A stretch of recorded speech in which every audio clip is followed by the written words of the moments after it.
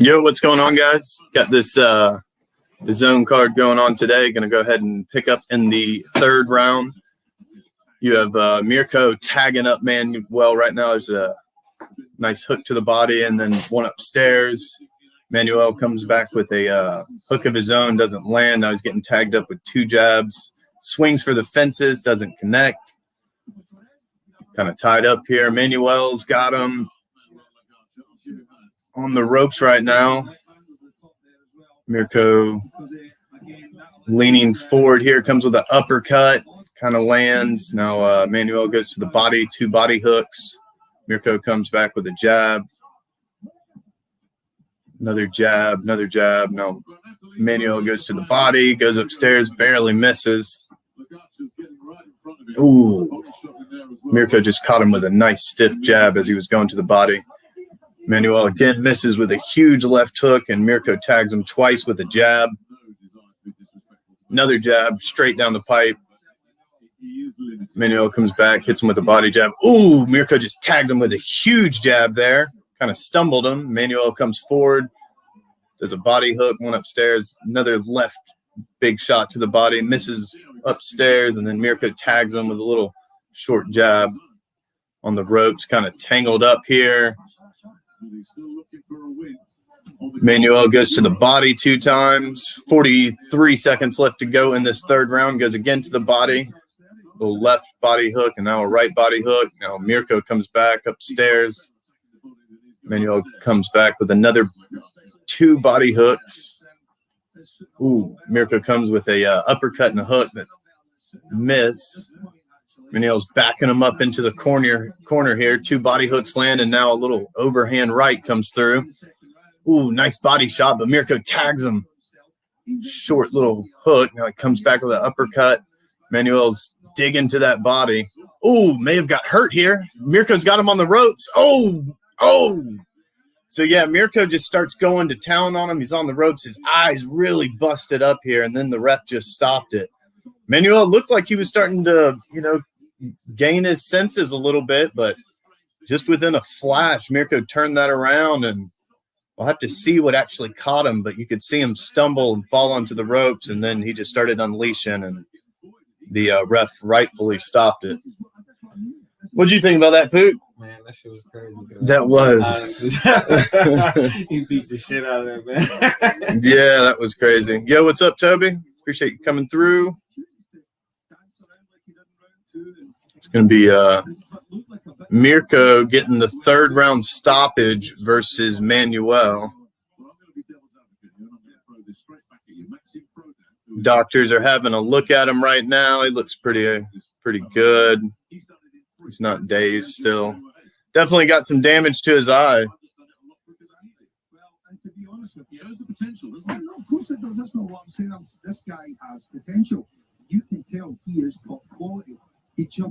Yeah, Mirko did look good in that. I caught it. I was watching it in the first round, but I had this scheduled for 12:50. But yeah, when I did pick up, Mirko did look pretty good. He was very sharp. He did take a little bit of punishment. He was kind of getting bullied around, but when his shots did connect, it was, devastating and definitely had Manuel hurt. He dropped him in the second round. Yeah, I definitely put my picks in. Appreciate you reminding me about that, by the way.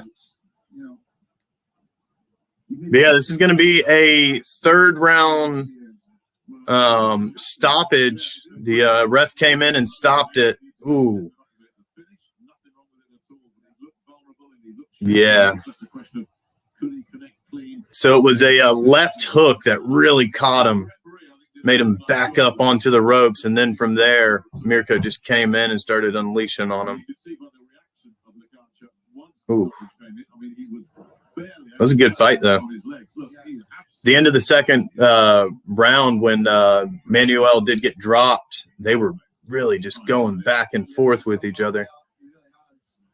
But yeah, his eye is really messed up. Something you'll take a look at. Yeah, we don't want to see a boxer getting oxygen or carried out here on a stretcher. But yeah, that was the first fight on the card so far.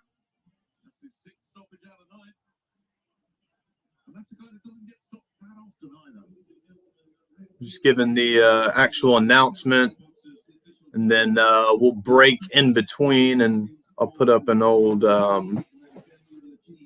Rigoldi fight in between the calls.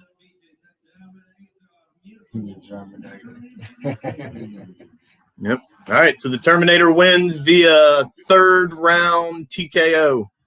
It's going to be 9-0 and 6 KOs. So, yep. We'll meet right back here as soon as the next fight starts. And if he just applies a little bit more consistency and a little bit more of a work ethic, there's no telling where he could go. He's got some tools. Song? Say an Italian title there.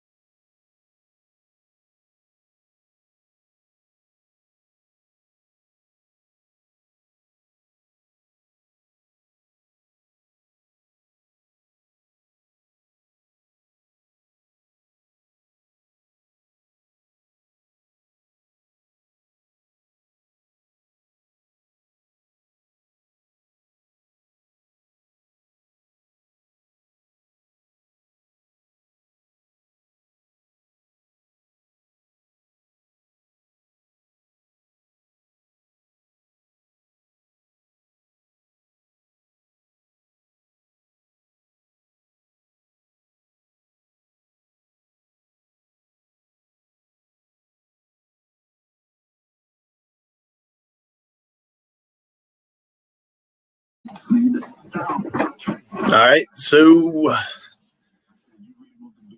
first fight that they were showing on the DAZN, that is, the Terminator ended up getting the win. Hang on, I got to mute some things over here. Give me a second.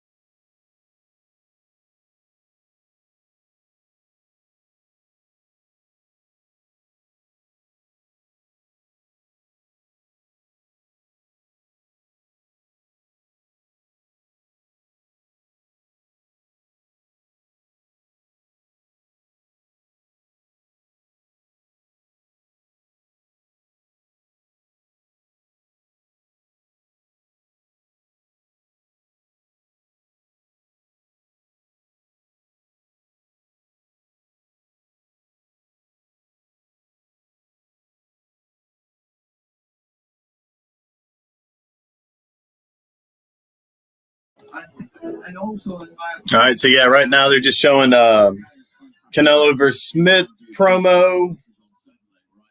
If you have a pick on that, go ahead and put it in the chat. I think Smith has a very good chance to win this, especially given the size difference. But I think my pick is going to have to be with Canelo. Are you going to watch that fight this weekend? Man, maybe. If I'm not working, I do got to work Saturday real good. Okay. I put in like almost 12 hour days. Gotcha. Yeah, man.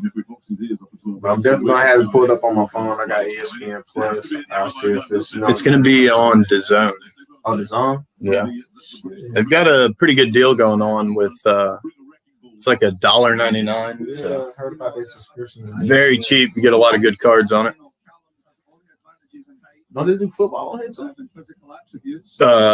There might be some soccer, but like actual American football now.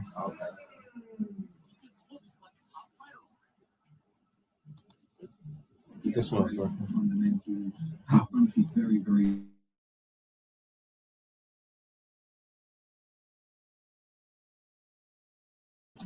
So yeah, we're just waiting right now, waiting on the next fight to happen. It has yet to have a ring walk. They're still cleaning out the ring, getting everything ready to go.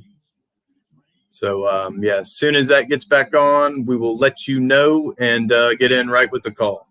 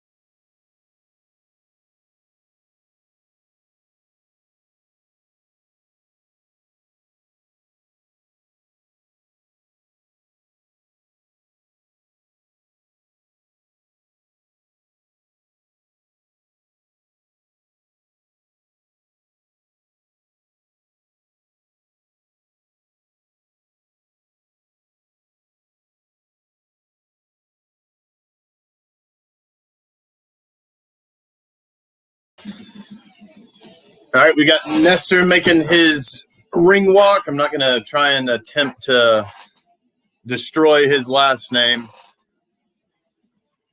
but he is currently getting into the ring right now. He's got black gloves with a little bit of white trim on them, and his trunks are going to be matching, white being the more dominant with the black stripe.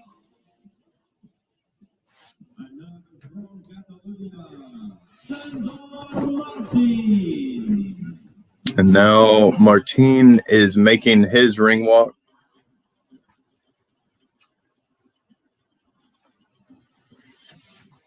He will also be in white trunks, but he will have a red trim around his trunks, and he will have black gloves. He is entering the ring right now.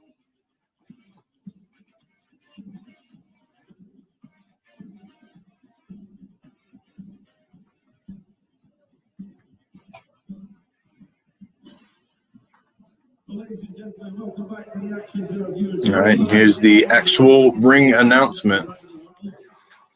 Matchroom Boxing Italy. Opi Since very proud to bring you 8 3-minute rounds of international super lightweight action. At ringside there are 3 scoring judges, all from Italy: Luca Rigoldi and Luca Rigoldi. Referee in charge of the action, Senor Giovanni Paolo. Introducing first, in the blue corner, wearing white with black, weighing at 63.8 kilos or 140.6 pounds.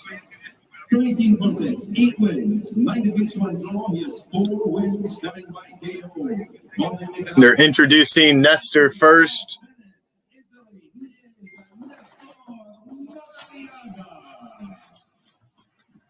He looks very cool, calm, and collective, just staying in his corner. Martin was showing off a little bit of his handwork, and now he's back to his corner, stretching out.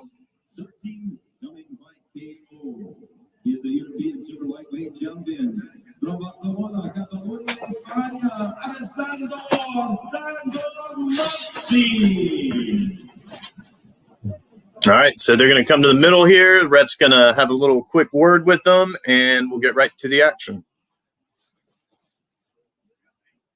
Ref's checking Martin's gloves, making sure everything's good. Now going over to Nestor's corner. All right, both fighters look good. Giovanni Paolo is our referee. Now they come to the middle to get a word from the ref. Both of them do touch gloves.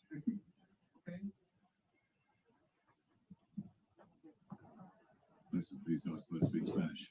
I'm not sure what the referee was speaking. I think if you don't know what you're doing at this point, you shouldn't be in the ring. Okay. All right, start of the first round. Nobody's landed just yet. You have Martin on the front foot. Nestor's kind of circling. Martin just shot him with a jab. It missed, though. All right, so Nestor came in with a little body shot, not much on it. Now he sends out his jab. Short 2 times, sends it out 2 more times. It's short again. Martin still on the front foot. Okay, so Nestor just shot out a jab. It missed, and Martin came back with a left of his own. Now, Nestor kind of hit Martin and made him trip a little bit, it looked like. Nestor got some better footwork going on in there. Oh, yeah. So Martin comes forward with a jab, lands down a little hook, doesn't land. Nestor answers back with a hook of his own. He's shooting out that jab. It's not really landing right now for Nestor. He's trying to circle away from Martin. He's closing in. Martin comes in with a huge left. It missed, though. Nestor throwing out that jab, circling clockwise. Okay, so Martin just threw out a jab and landed. Nestor came in with a big right and missed, and then Martin tags him to the body really hard and then goes upstairs and now again to the body. Kind of tell that hurt Nestor. Nestor sends out that jab. It's not landing, though. Does it again. It doesn't land. Still circling away. Martin on the front foot. 1:26 left to go in this first round. Martin's trying to come in, setting up with the jab. Now Nestor lands 2 shots to the body there. Now Martin comes with a straight left, comes back down with a right body shot. Nestor circles away from it. Martin's starting to close the gap on him. Nestor sending out that body jab. It didn't land. Comes in, maybe landed right there with a nice little body jab. Now Martin missed a hook and another right hook and maybe landed to the body at the end of that exchange. Martin trying to set up that jab. Nestor sends out one of his own. It doesn't really land. Nestor landed a little jab there. Ooh, so Martin comes in with 3-punch combination and lands, and then at the end of it, he lands a hook as Nestor's trying to back away from him. Nestor's sending out that jab. It's not landing, though. Martin's coming in just looking for that left to land. Coming down. Ooh, barely misses over top with that huge left straight. Now they get tangled up. Ref comes in. They separate. 10 seconds left to go. Martin trying to close the gap here. Nestor shooting out that jab. Okay, so Martin just missed another big left hand. See, that's clearly a round from Martin right there. It's a lot more effective with his punching. But Nestor's going to have to figure a few things out. He's not landing with the jab when he's sending it out, and he's just circling away the whole time, and he's not being very effective with it. He also never left himself in any situations where Joe could get that left hook on. And I think he did a couple of things that he did.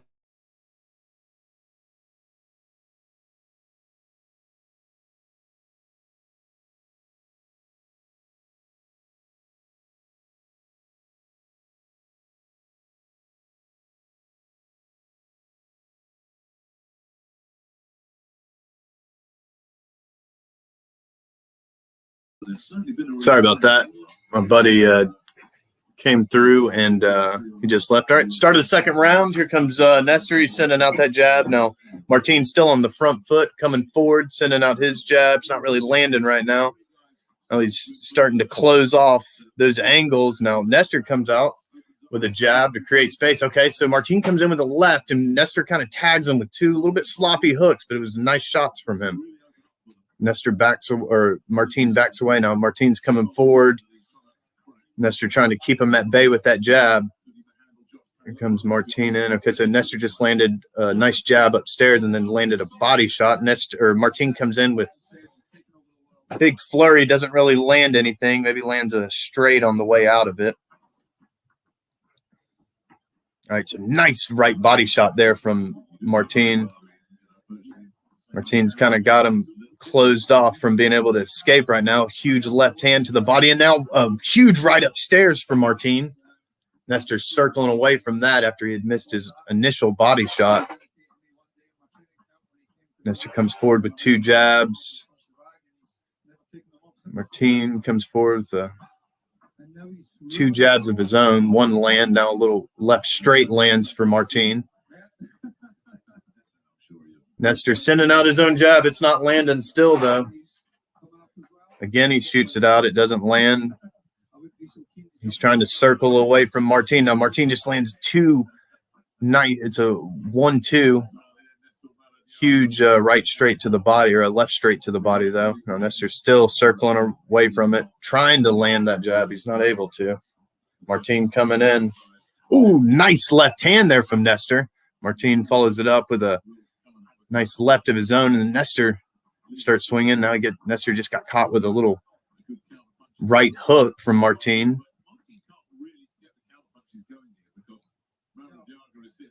Starting to close the distance. Nice 1-2 there from Martin. Ooh. 3-punch flurry just landed from Martin as Nestor's trying to back away from him. I think Nestor's going to get stopped here. Maybe not this round, but pretty soon. Martin's just closing the distance. Martin comes in with a nice left straight that lands. Nestor comes back with a right, overhand right. Nice little jab there from Martin. Martin trying to, big body shot there from Martin and follows it up with a little hook. Nestor's just circling away, shoots out a right straight and follows it up with a left, and it doesn't really land. Martin just backs up out of the way. That's the end of round 2.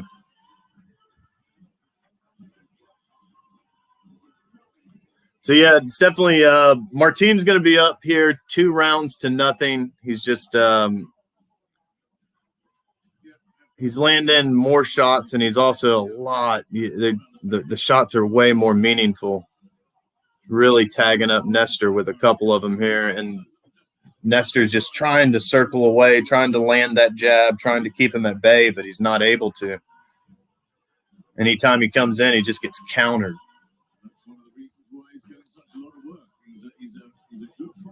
Yo, what's up, Rascalot, the Texan? All you guys, appreciate you guys coming through.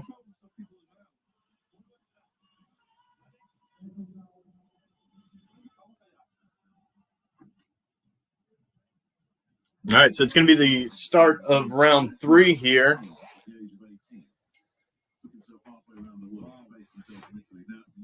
All right, Martin again on that front foot, comes in with a 1-2, big left hand landed for him right out the gate there.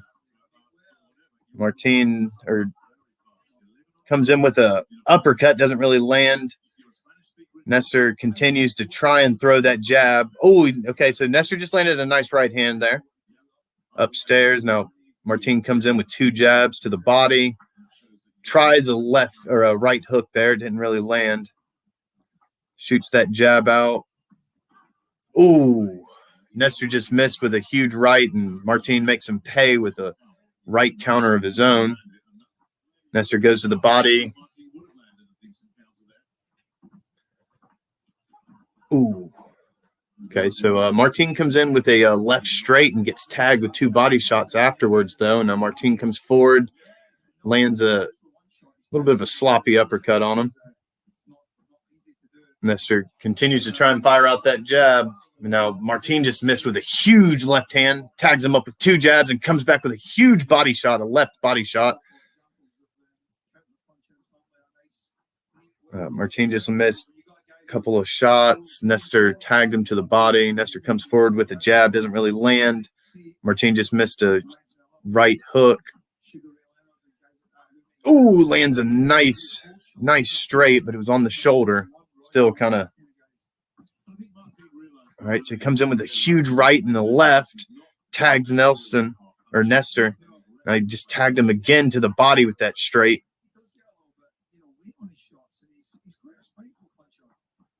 Nestor continues to try and circle away. Martin, another big left straight right down the pipe.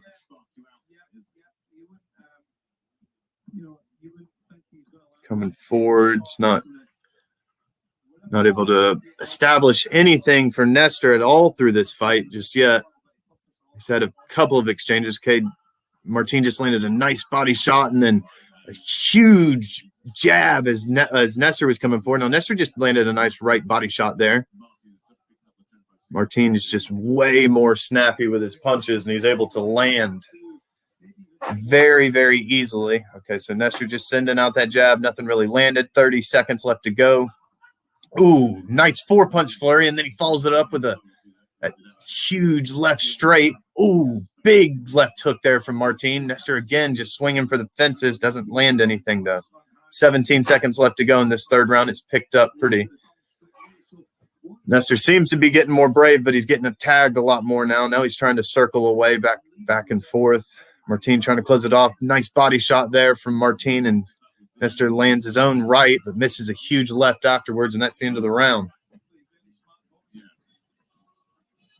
So, yeah, I've got Martin up every single round so far. He's just been able to be way more effective, and he's able to just line up his shots. Nestor's not – he's throwing some punches, but he's not able to land very many of them.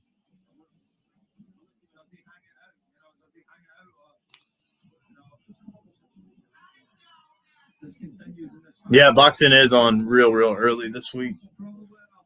It's a lot of fights this week.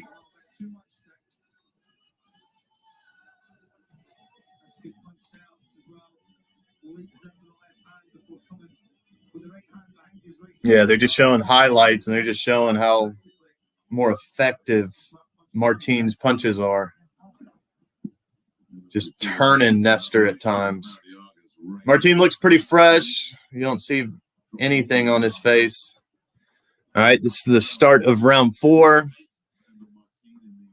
Okay, again, Martin on that front foot, sending out that jab. Nestor's trying to get inside to land his. He's not able to. Okay, Martin just missed a big left, and then they kind of tangle up. Still tied up here. Ref separates.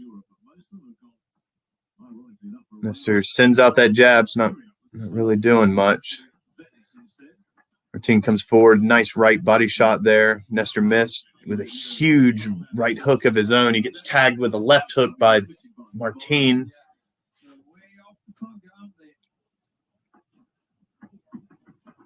All right, nice jab there from Martin. Ooh, another nice jab from Martin. Just making Nestor pay every single time he goes to throw a punch. Another jab lands from Martin. He does get tagged with a right body shot, though. Another 1-2 from Martin lands, and Nestor lunges forward. He's not able to land anything when he does. There's a right hook there by Nestor off the guard. Now, Martin comes in with a hook of his own and then catches him with a nice left and then one to the body. He's really picking it up on him. Okay, Martin might have stumbled him. Okay, huge body shot comes in for Nestor, but Martin, again, makes him pay with that left straight. Ooh, big punches to the body here from Martin. It was a nice right, and now a left lands. Nestor misses a huge right hook of his own. Still circling away from Martin. Nice jab there from Martin. Ooh, okay, that was a big right straight there from, an overhand right from Nestor. Very well. Martin still on this front foot. Nestor sends out a jab, doesn't land. Martin trying to close the distance, cut the angles off. Nestor comes in. Ooh, he just got hit with a huge right hand. Oh, big right to the body there from Martin. Nice body shots here. Another left lands for him, and Nestor ties up. Ref separates.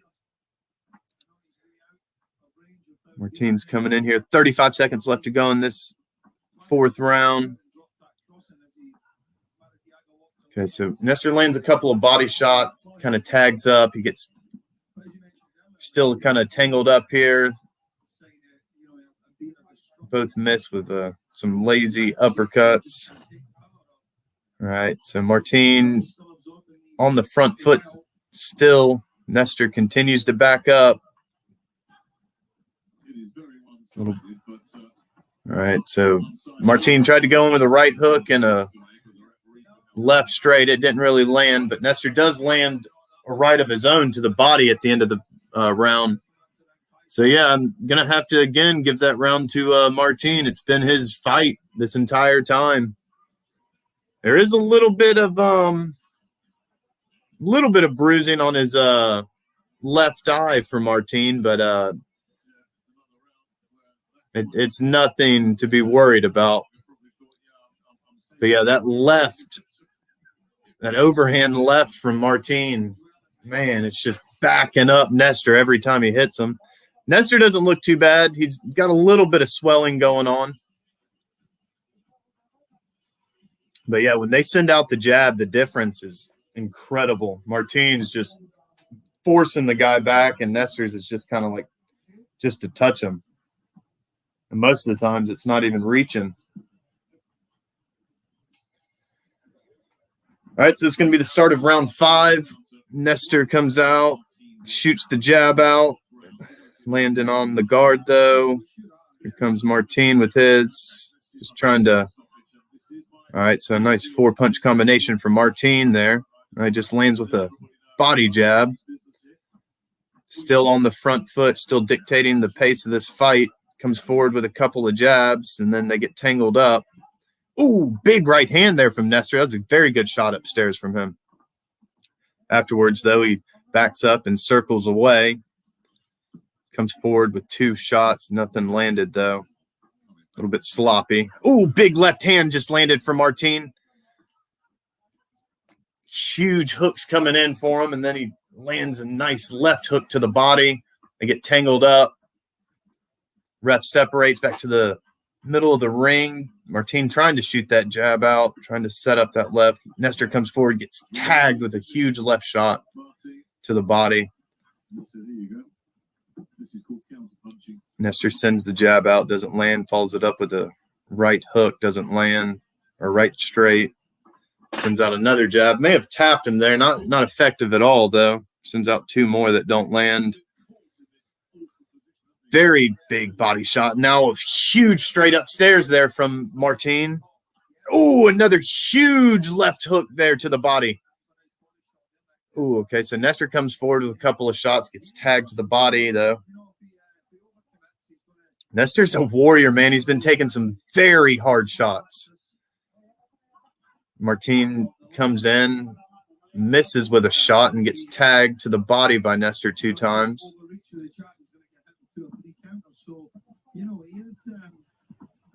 Okay, that was a little bit of a sloppy right there from Nestor, and gets tagged with 2 punches.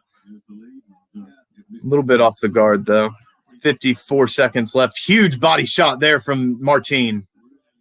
Really big body shot, and Nestor's just circling away. You know he felt that body shot.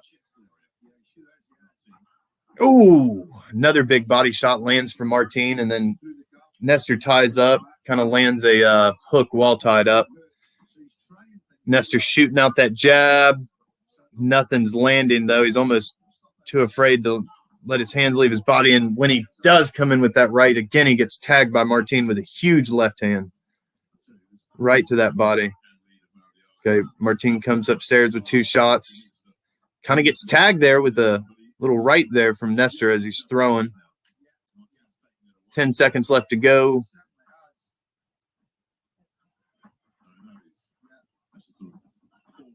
And then Martin just landed a nice left right at the end of the round. So, yeah, Martin continues to dominate this fight. Nestor had a couple of good exchanges there, especially when Martin was really going for it. He was able to time a couple of shots there and slipped in between, so that was a good job from him. But, again, Martin's just landing way more shots, and when they are landing, Nestor just has to back away because it's very, very effective, and it's really starting to hurt that body. Kind of dipped with one of the body shots right there. Ooh, yeah, so – and every time, he lands to the body, he's leaving his face exposed because he was expecting something else. And that 1-2 afterwards is really landing, and the hooks are coming through. So, yeah, I think next couple of rounds, this may be getting stopped. Nestor's showing a lot of heart, though. All right, come to the center of the ring. Martin immediately comes out, shooting the jab out. Nestor circling away. Martin coming forward, lands a nice jab there. Okay, nice 1-2 lands for him. Ooh, huge left hand lands. All right, so Martin, again, establishing himself on the front foot. Nestor's shooting out that jab. A couple of them land. Nothing very effective again, though. Martin starting to come forward, and Nestor circling around. Ooh, big body shot just landed there from Martin. Ooh, nice right hook landed for Martin. Followed it up with a left to the body. Ooh, big left hand lands to the body, but he does get tagged by Nestor there with the right of his own. Martin coming forward. 1-2, very quick 1-2. Doesn't really land, though. Nice jab there from Martin. And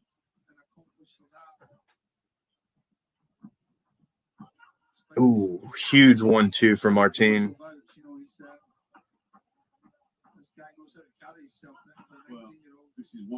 Kind of tangled up right now on the ropes. Oh, huge low blow there from Nestor, but I don't know if it was intentional, but it was a very, very bad shot, and Martin immediately turns away from it. Oh, yeah.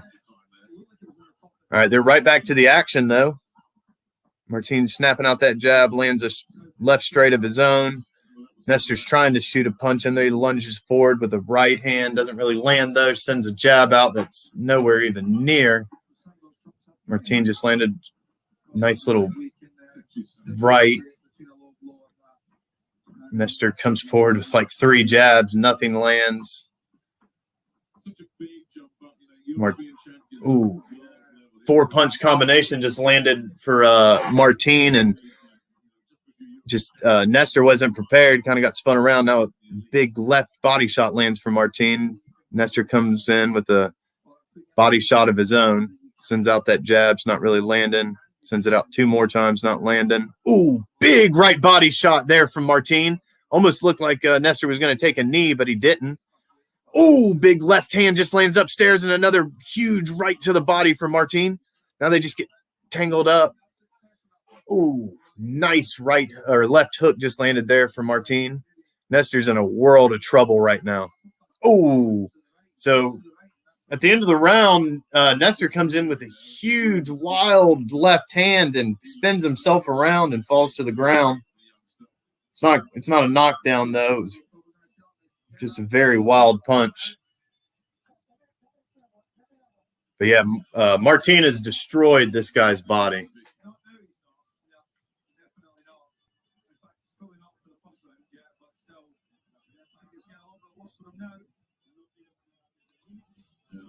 Ooh.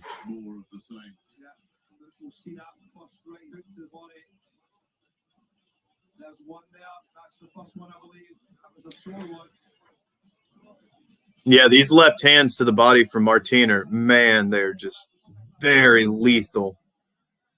Really digging with some of these shots.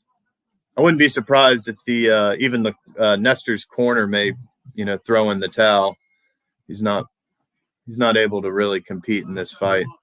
All right, so let's start round 7. Nestor's circling away as soon as the bell starts. Martin again on that front foot, comes in with a nice right to the body. Nestor just circles away. Martin throwing out that jab, and Nestor throws out a couple of his own. Neither one land. Ooh, big left uppercut just landed there from Martin. Ooh, another just left straight comes down on the guard of Martin or of Nestor, but he just keeps circling away from it. Nice jab there to the chest area for Martin. Okay, Nestor just landed a nice little jab of his own. Martin really just picking up the pace a little bit here, starting to move. Nestor circling away, trying to shoot out that jab, keep him at bay. It's not really working. All right, so Martin's kind of cutting off the angles, comes in with a 1-2 that land to the body. Now a huge left just landed upstairs. Ooh, nice body shot just landed for Martin. Follows it up with a hook to the body, an uppercut, and then a left body hook. Comes forward with a jab and gets tagged to the body by Nestor with a nice right. Now they're tangled up. Ref separates them. Minute 30 seconds left to go in the 7th round. Huge body shot just landed as Nestor missed a left hand of his own. Ooh, nice jab just landed there from Martin. All right, jab lands off the guard from Martin. Ooh, nice 1-2 from Martin just landed.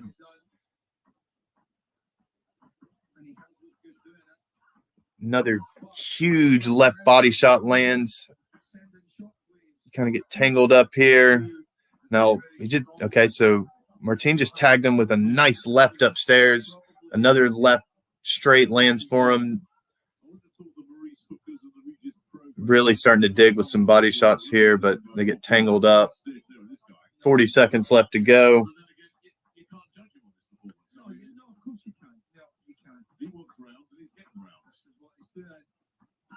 Ooh, big right to the body just landed there from Martin. Nestor's trying to shoot out that jab. It's not landing, though. Okay, so Nestor comes forward and kind of charges Martin and ends up slipping and falling to the ground. 16 seconds left to go. Martin trying to cut off the angle so he can land something. Big body shot just came through. It's a huge left. Now a right body shot lands. Oh, a big left hand upstairs. Really got Nestor wobbled here, but somehow he's still on his feet. He's going to make it. All right. So Nestor made it out of that round, but yeah, right at the end there, Martin came in. Nice body shot that started to stagger him, and then he started landing upstairs, and I don't know how he stayed up, but he was able to. Nestor's taken a lot of punishment this round, or this entire fight, I should say. So it looks like that it's just a little bit of almost like a scratch on Martin's face. It wasn't even bruising, but it's not, not going to be affecting him whatsoever. Now Martin's face is pretty puffy right now. Yells it nice.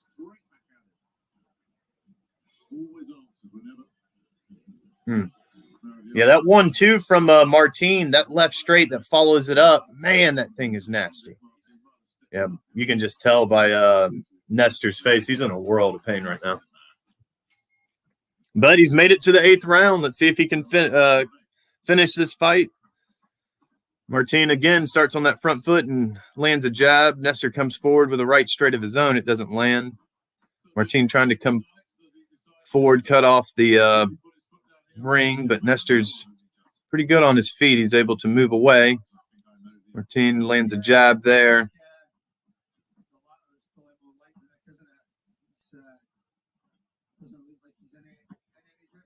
Oh, so again, Nestor continues to lunge forward. Now he just got warned from the ref to watch his head while he's doing it. All right, Martin comes in, lands a couple jabs, and a huge left body shot lands for him. Now another right body shot lands. Ooh, big shots coming down. Nestor's trying to circle away from it. Ooh, big 3-punch flurry lands upstairs for Martin. Nestor's in a lot of trouble right here. Nice jab there from Martin. Ooh, barely misses with a huge left hand upstairs, and he tags him with the left to the body. Nestor's in bad shape right now. He comes forward with 2 punches of his own. Doesn't really land. Here comes Martin. Kind of off the guard, though. Nestor tags him with a little bit of a jab there. Right hand to the body for Martin. Misses with a left uppercut. Missed a 1-2. Nestor was able to slip out of the way. Ooh, okay, so that was a nice right there from Nestor. Martin comes in with a 3-punch flurry. It only lands the body shot, though. Ooh, 3 jabs land there from Martin, and again, Nestor kind of tangles up with him. Martin instantly, as soon as they get separated, come forward, lands a jab. Nestor lands a nice right, and then he gets tagged with a huge left from Martin as he's running away. 59 seconds left to go. Huge left hand there from Martin. Nestor's just circling away right now. Sending out that jab. Big body shot just landed there from Martin.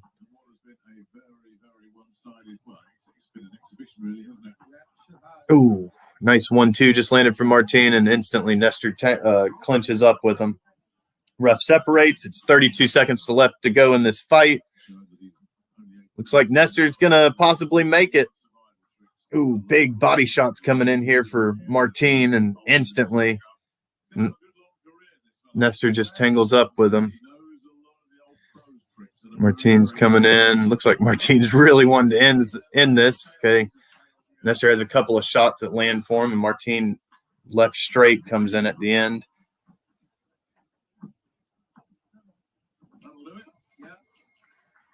All right, that's the end of the fight. It's a lot of some good footwork from Nestor, but man, he's got to work on his punch selection, and he's got to work on his defense, because he got tagged a lot there to the body. I mean, kudos to him for making it, but Martin, this should be very easy for the judges. It's going to be a unanimous decision. for Martin. And, yeah, did very well in this fight. There's a couple of times Martin did leave himself exposed a little bit too much, though. He was getting tagged a few times, but ultimately just a very good performance for him and really showed the skill difference in the fighters. But Nestor, man, you know, good stuff from him being able to make it through that.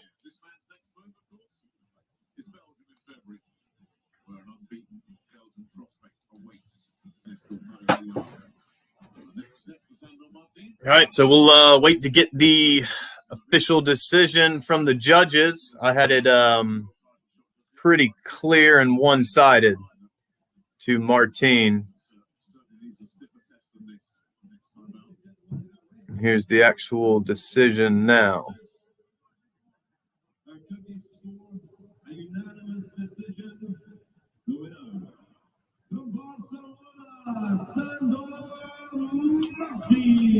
Okay, so, yep, the judges had it just like I thought. It's going to be Martin with a unanimous decision.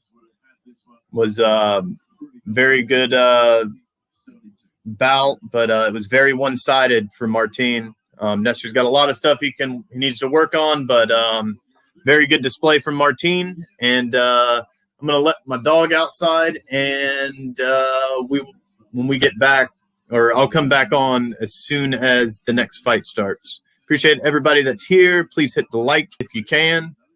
Helps me out a lot.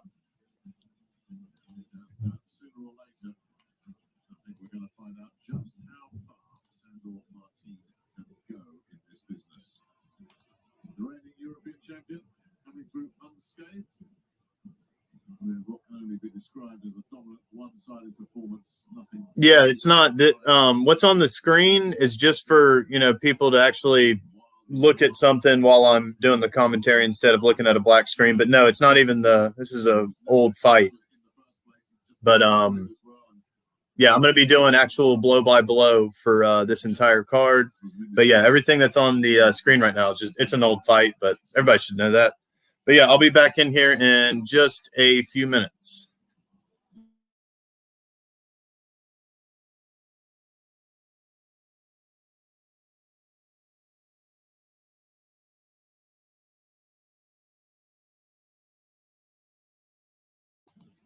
A very hard-working and a very honest young man in Nestor Maradiaga.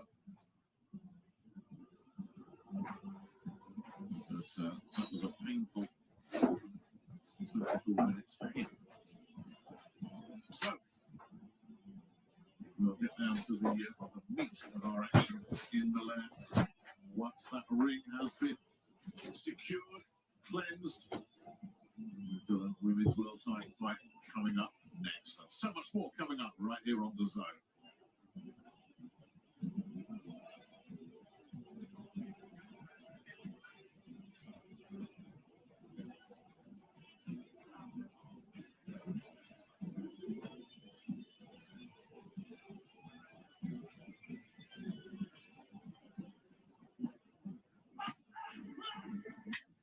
Canelo Alvarez will fight Callum Smith on December 19th in what is arguably the toughest fight he can possibly get in. He's the top 168-pounder in the world. This is an extremely tough challenge that Canelo is taking on. He's big, 7 inches in height, 8 inches in reach. I mean, that's going to be a lot for Canelo to have to get in the inside.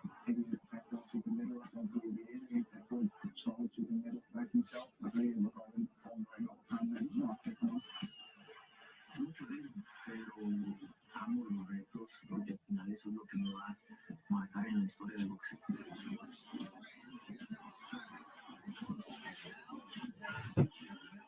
Pound for pound, the #1 fighter in the world. If you call it the pound for pound king, that's not miss.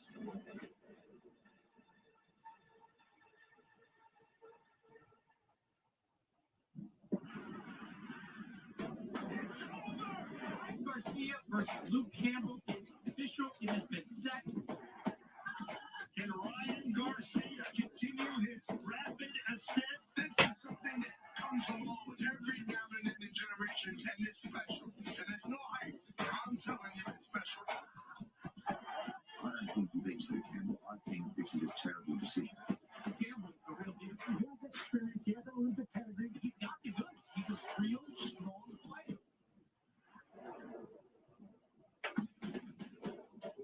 if he beats Luke Campbell, Ryan Garcia, I think, is ready for anybody.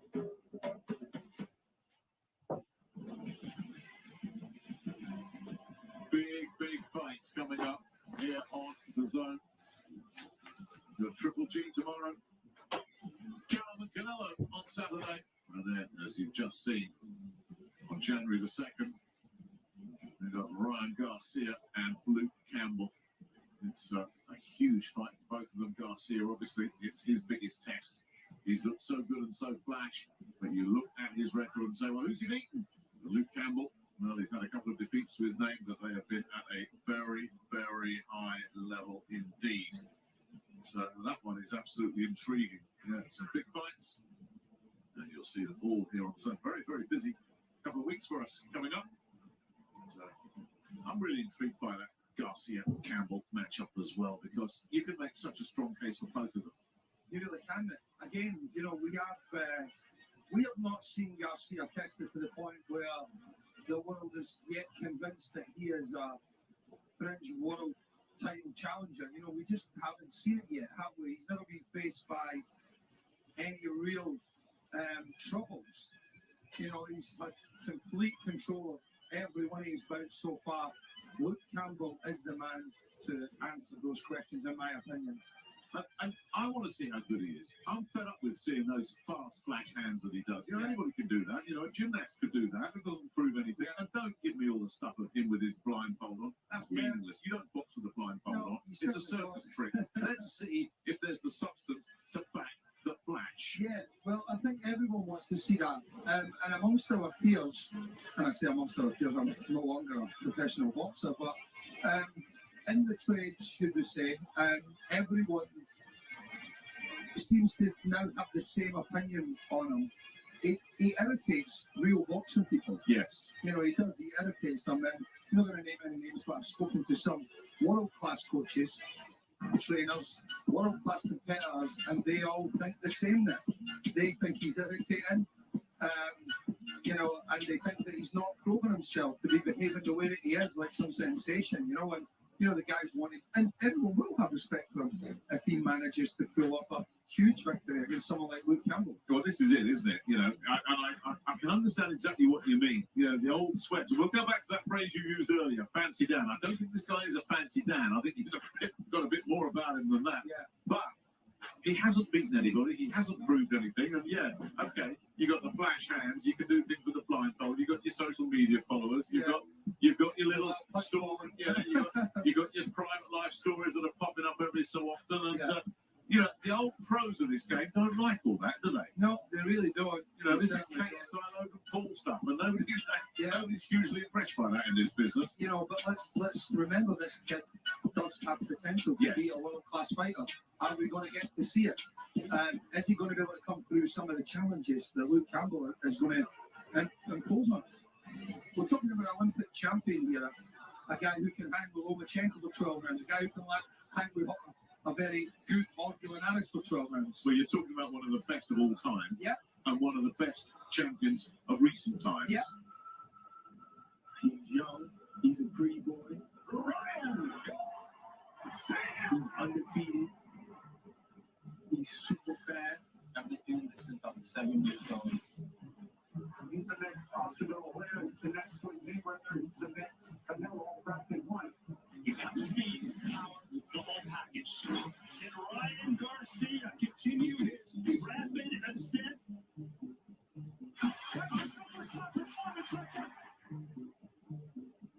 Back-to-back, first round knockout to one punch. I pray to God, and I knock him out. Please have him wake up. This is something that comes along every now and then in generation. It's not anything special.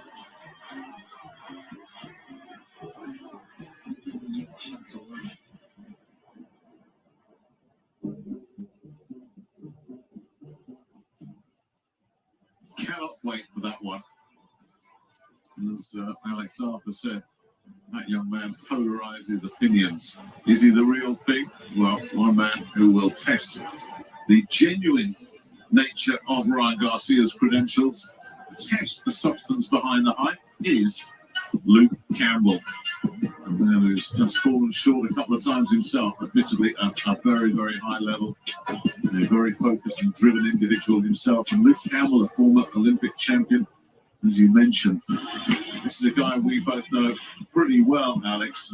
He's so focused, he's so single-minded, and he will know, and he won't ever admit this to himself, but he will know if he loses here, that's probably the end of him at the top level. He becomes a gatekeeper. Well, it very well could be. You know, I mean, consider his professional career up to this point. It's actually quite amazing that you can actually sit here and say that, you know. But is it the truth? Is it a reality? Yeah, isn't it? You know, it really is, sadly. I'm not saying that he couldn't give other fighters a world of trouble still. But at that top tier world level, if Garcia is a top tier world level fighter, you would probably say that it would be over for Campbell. Right. Yeah. High-class gatekeeper. Can you believe that? I mean, It's you know, amazing. when I said that, I'm thinking, oh, am I right about that? But that's effectively what he is. You lose to Linares, you lose to Lomachenko, you lose to Garcia. You had the earlier career blip, which he avenged against Ivan Mendy, and he was terrible that night. I don't know if you remember that one at the O2 in East London. That was a huge shock. Yeah. That was The fight was over in the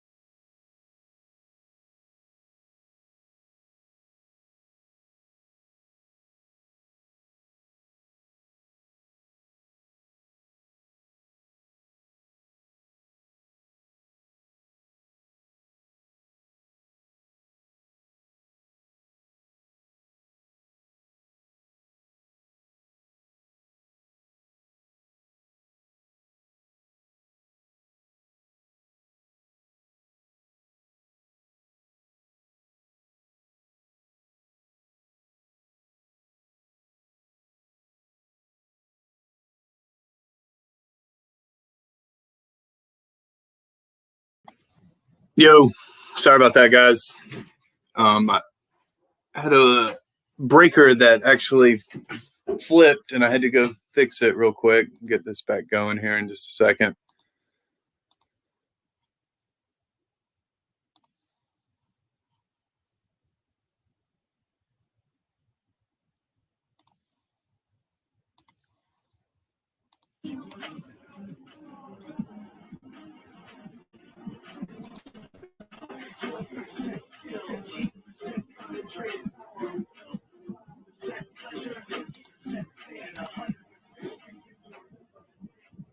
Well, ladies and gentlemen, Eddie Hearn's Matchroom Boxing Italy and Salvatore Chiacchi's Opi Since 82. Proudly sponsored by Regione Lombardia by JP Sports. All right, so yeah, we'll be good to go now.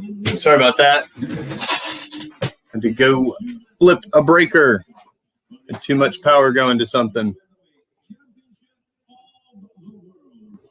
We are live around the world on the Zoom. All right, so they're giving the ring announcement right now for the Marducci fight.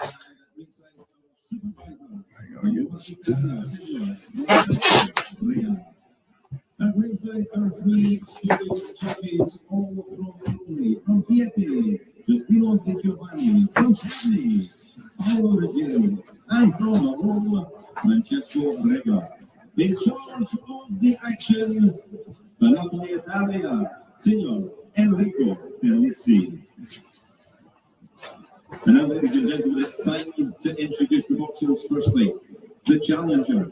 She boxes out of the blue corner, with silver with pink, weighed in at 58.1 kilos, or 128 pounds even.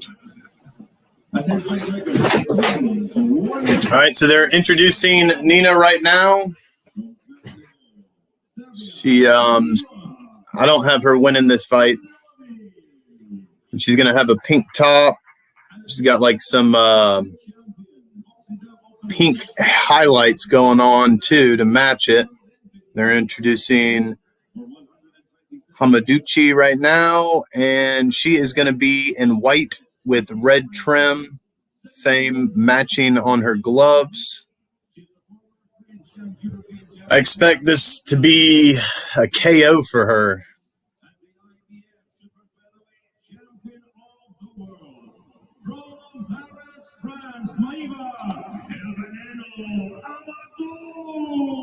Yeah, fight's on right now.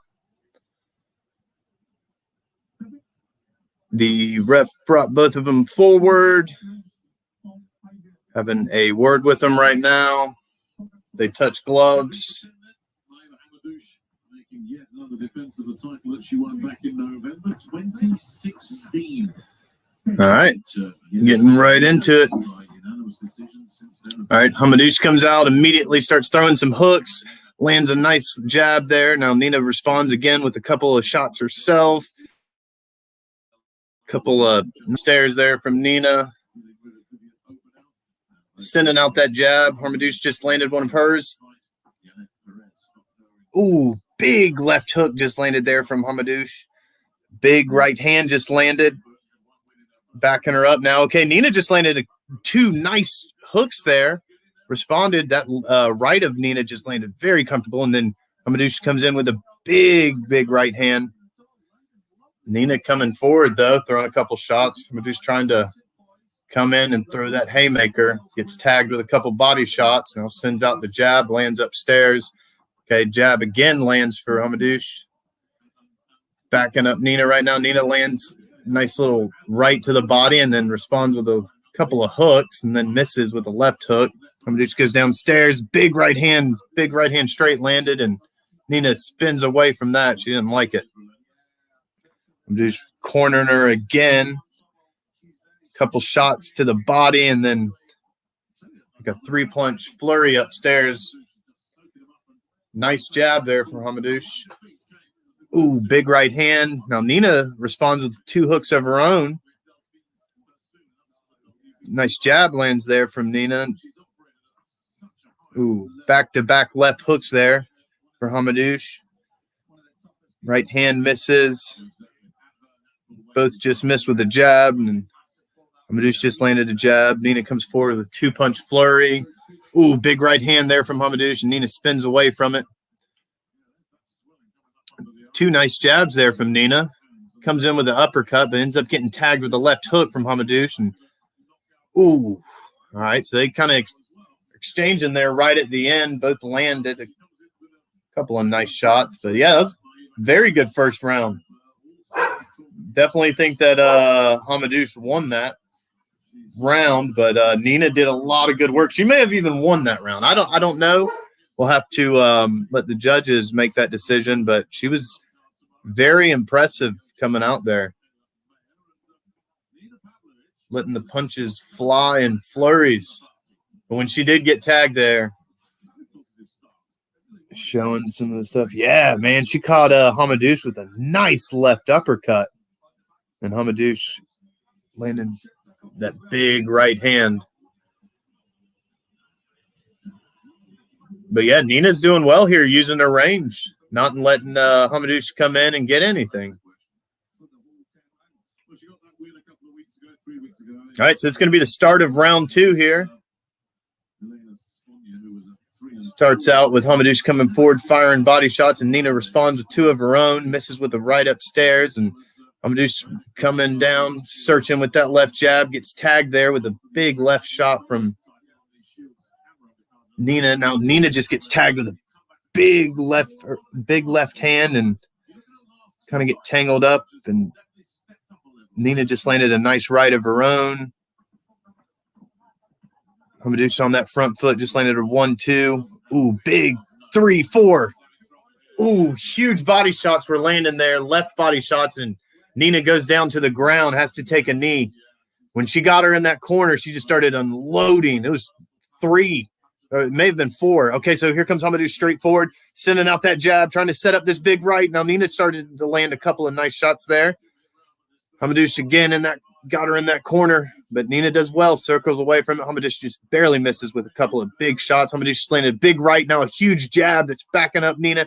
Nina getting into that corner again where Hamadouche likes. Hamadouche, huge right hand. Nina's battling good out of this, though. Big right hand just landed for Hamadouche. Nina tags her to the body, though, circles away, right to the corner. 2 huge left shots land to the body, and then Hamadouche tags her again. Couple of jabs here.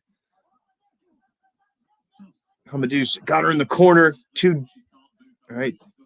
Lands a nice jab there. Huge right hand just landed, going to the body. Big right hand just missed upstairs. Still got her in this corner. Nina just landed a couple of nice shots to the body, but gets tagged with a hard jab there from Hamadouche. 13 seconds left to go in this second round. Nina tags her with a little body shot, but he's backed in this corner. Hamadouche trying to land something. Big 3.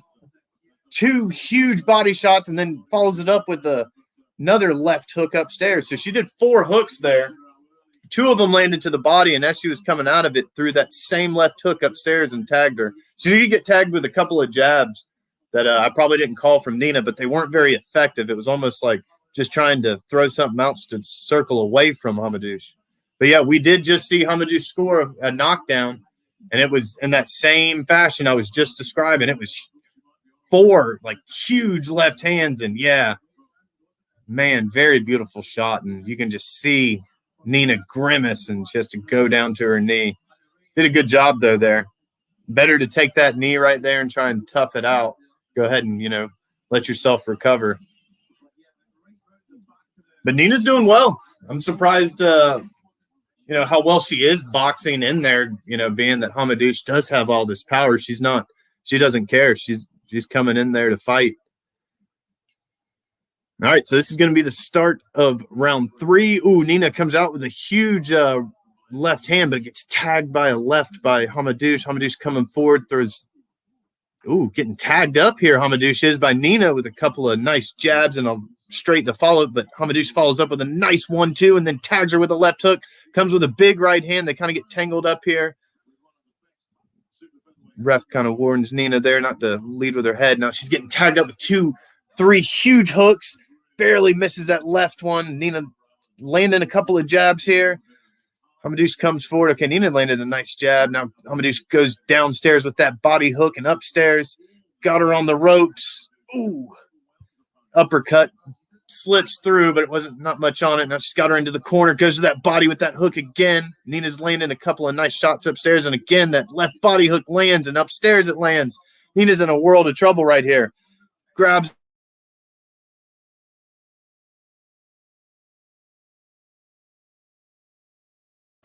Like a predator, just huge body hook there, lands for Hamadouche and a right straight.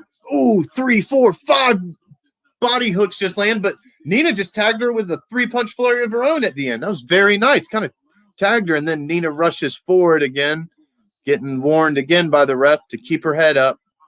Hamadouche coming forward here, 33 seconds left to go. Big left shot just landed for Hamadouche, and a right straight from Nina lands. She's firing that right out, but Hamadouche coming in with the jab. Now leads with another jab, doesn't follow up. Now big left shot. Body hook lands for Hamadouche. One upstairs. Now again to the body and upstairs. That left hook for Hamadouche is very, very effective. Big left jab just landed for Hamadouche. Ooh, nice body hook. Now Nina just tagged her with 2 punches. Ooh, big stiff jab there from Hamadouche. Nina follows it up with a right off the guard. That was a very good round. A lot of punches thrown in that round. Nina did well, though. She's getting cornered. And Hamadouche is, trying to unload, but she's actually picking her shots very nicely. Fighting back well. But, yeah, that right from Hamadouche is, when it comes down, it just turns her. Ooh, yeah, just clipped her right on the chin and almost made her do a semicircle.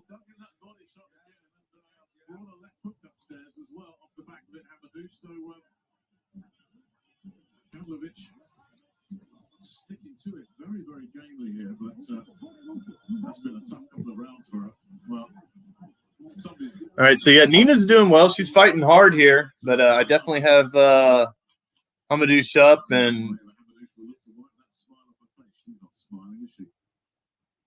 just very, very effective with these punches. Hamadouche comes forward for the start of 4th round, landing that jab. Nina's trying to respond with a right. Now Hamadouche goes right down to the body and a huge left shot upstairs. Now a right. Now Nina just tags her with a big left hook of her own. Now follows it up with a right straight that lands. Hamadouche comes with a right straight that lands, but Nina's able to fire back with 2 hooks. And okay, Nina's doing very well here. Back against the corner, but doing well. Now just gets tagged by Hamadouche with 2 big body shots and a right upstairs. Nina fires back that jab. Hamadouche again down to the body upstairs. Hits a right to the body there. Big right hand. Ooh, big left hand. Just big left hook just almost dropped Nina. Looked like she almost went down there. Okay, so Hamadouche just really teeing off on her. Nina circles away, gets caught with a huge jab. Nina sends a hook out. It's not very effective. This close to getting stopped. 1:05 left to go. Hamadouche just teeing off on her in the corner. Big uppercut lands. Left hook lands. Ref's really looking in here. Big shots landing for Hamadouche, but Nina tags her back a couple times with the hook or a jab. Kind of leans forward. Ref warns her again about her forehead. Hamadouche comes forward again. That right body shot lands. Throwing the jab out. Big left hook to the body. Right body shot lands. Just right in this corner, just teeing off on her. Okay, Nina finally fires back with a 3-punch flurry. Hamadouche coming forward, right to the body, big left body shot. Nina lands an overhand right of her own, misses 2 hooks that follow up, and Hamadouche is just right back on her. All right, so circles away. Nina circling away. Hamadouche right on top of her, looking huge body. 2 body shots just land for Hamadouche, but Nina tags her back with 2 right, or it's a little bit of sloppy. Okay, nice. Very nice right uppercut landed there from Nina at the end of the round. Kind of timed Hamadouche coming in. If Nina wasn't, just fighting out of the back corner and actually kind of established something, she may have won that round right there, but she wasn't.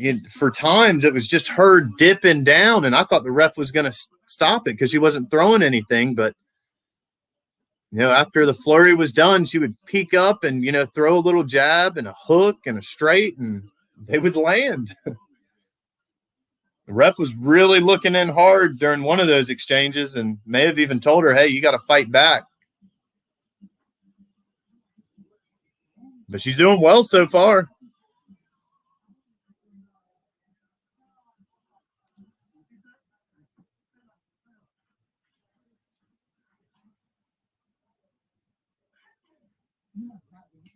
All right, it's going to be the start of round 5 here. Hamadouche comes forward. Ooh, okay. Big shot just land for Nina, but she gets backed up as doing so. Nice jab lands there for Hamadouche. Nina's circling away. 1-2 lands for Hamadouche. Big right hook, left hook. 1-2, body hook. Huge shots landing here for Hamadouche, but Nina circles away, throws out the jab, kind of tags her back to the other corner. Okay, Nina just landed a nice 1-2. Now comes forward a little bit, tries to land a body shot. Ooh, huge left hand from Hamadouche, just barely missed. Jabbing Nina in the corner, body hook, right hook. Now Nina comes forward, lands a little bit of a right hand, but right back to the corner, and Hamadouche is just nailing her with these hooks, and she just kind of dips over. No, the ref warns her about a headbutt. I thought she was signaling that she was done, but maybe she wasn't. She immediately backs up to that corner where Hamadouche comes forward, sends out the jab, and then that body hook drops her again. It's probably, that should be enough, maybe. No? Okay, she signaled to her ref that I guess she's good. She gets back up. Still good to go. But again, it was that left body hook that lands for Hamadouche. Hamadouche comes forward again, lands a big right shot upstairs. Nina kind of lands a couple of jabs, circles right back into another corner, tries to land a big right hand. It didn't really land. Now Hamadouche comes forward, really teeing off on her, just landed a huge hook upstairs. 1-2 just lands for Hamadouche, gets tagged with a little bit of a jab. Nina trying to circle away. Nina just landed a nice little body shot of her own. Hamadouche coming forward, gets tagged with another body shot. Now one upstairs for Nina lands, but Hamadouche again right back into that corner. Landed, huge body shot just landed, and then another hook upstairs land. Huge left jab just landed for Nina or Hamadouche. 1-2. Man, that was the end of the round. But yeah, the majority of that round was spent in the corner with just Hamadouche again teeing off on her. She got another knockdown in the round, and it was again from that left body shot, left body hook, and it was beautiful.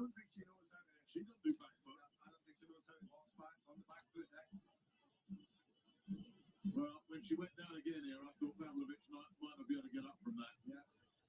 Great heart. That one took everything out of it. These left hooks to the body. And she's throwing these left hooks and like 4 times back to back. Okay, so Nina's nose is really busted up now. It got blood coming out of it. She's getting really, really beat on in this fight. I think her corner even asked her when she was on the ground, hey, you want me to go ahead and stop it? But she said no. She's also got like almost like a little cut. Okay, immediately started the round. Hamadouche lands a big left hook, and Nina's trying to land that jab. Ooh, right back to that body with that left hook, but Nina does tag her with a left of her own. Circles away, but only right to the corner. Big left body shot comes, and now right hand over the head. Huge body shots landing here for Hamadouche. Steps out, comes back forward, huge jab. Right body. Yeah, just teeing off on this girl. This ref's going to stop. This huge left hook lands upstairs and tags her to the body, and as she's trying to move away, tags her with another left hand. Big left jab just lands for her. Huge right straight, right to the body lands, and Nina's just dipping down. Ref warns her again, keep your head up. Ooh, big right hand just barely missed for Nina. She's circling away. Hamadouche comes in. Big left jab lands. Okay, so Nina tried to swing for the fences there. Gets warned about pushing, and now just charges Hamadouche again. Hamadouche comes straight forward. Ooh, nice 1-2 lands. A big body shot lands for her. Ooh, another big right hand lands to the body, and Nina circles out of the way of it. She doesn't like it. Ooh, kind of shoulder checked Hamadouche there. Got warned about it. Ooh, big left jab just landed for Hamadouche. Little right uppercut lands forward. Nice body shot, left body shot. Oh, huge uppercut just landed. A right uppercut for Hamadouche. Another right straight across, right up top. Nina just barely having anything left in her. 1-2 lands for Hamadouche. Nina doesn't throw anything. Hands down, circling away. Throws a right hook. Now one to the body. Okay, a nice jab and then follows it up with a hook. Hamadouche goes right back to that body. That's the end of the round. She's getting beat on a lot in this round, but then again, you know, when she does go to throw, she is, you know, landing a few times. She is getting a little bit more sloppy. Face is a little busted up now for Nina. Hamadouche does look like she's starting to slow down a little bit, but big right hands landing to the body. And again, that Hamadouche puts her head like almost down to her knees. That's what the ref keeps warning her about.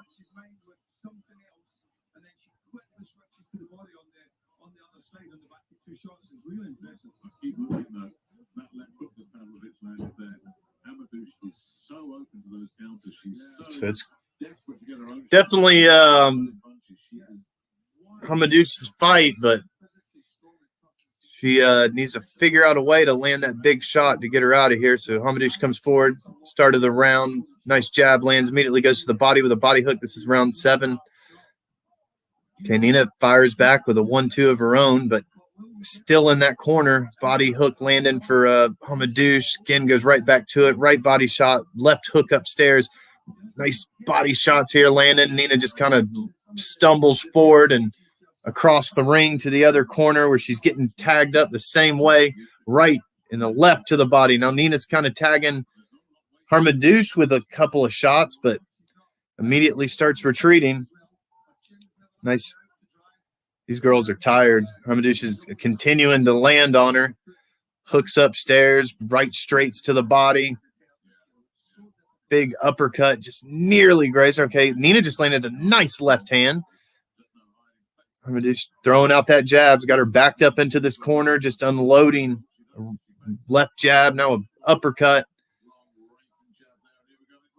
Ooh, little hook, right hook lands for Hamadouche, and the jab to follow up. Nina's in a world of trouble, but she's not, I guess, not quitting just yet. Kind of throws a sloppy punch, pushes away Hamadouche. Hamadouche lands a little left body shot. And, okay, so, yeah, Nina just – well, what did she say? I think it looks like maybe it was a low blow. I guess they're calling it a low blow, but I thought she was stopping. Yeah, it was a little bit low there. They just showed the replay. All right, so back to the action. Both just land jabs. Okay, nice little 3-punch combination for Nina. Hamadouche coming in here with these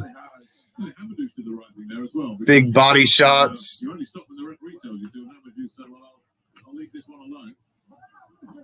Nice jab lands there for Nina. Hamadouche has got her in the corner again and was just teeing off with hooks, and that was the end of the round. So this is very one-sided. This is Nina just trying to prove how tough she is, I assume. She's getting tagged up here, but she's landing a few shots there on Hamadouche, and that could, could maybe one of those come through, but they don't look very hard at all. And Hamadouche is not very affected by them.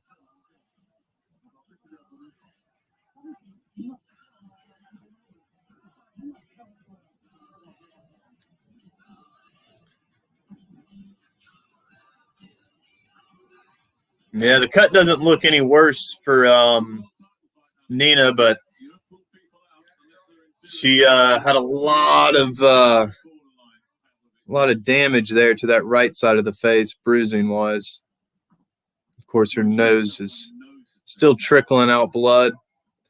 All right, come forward. Start around 8 immediately.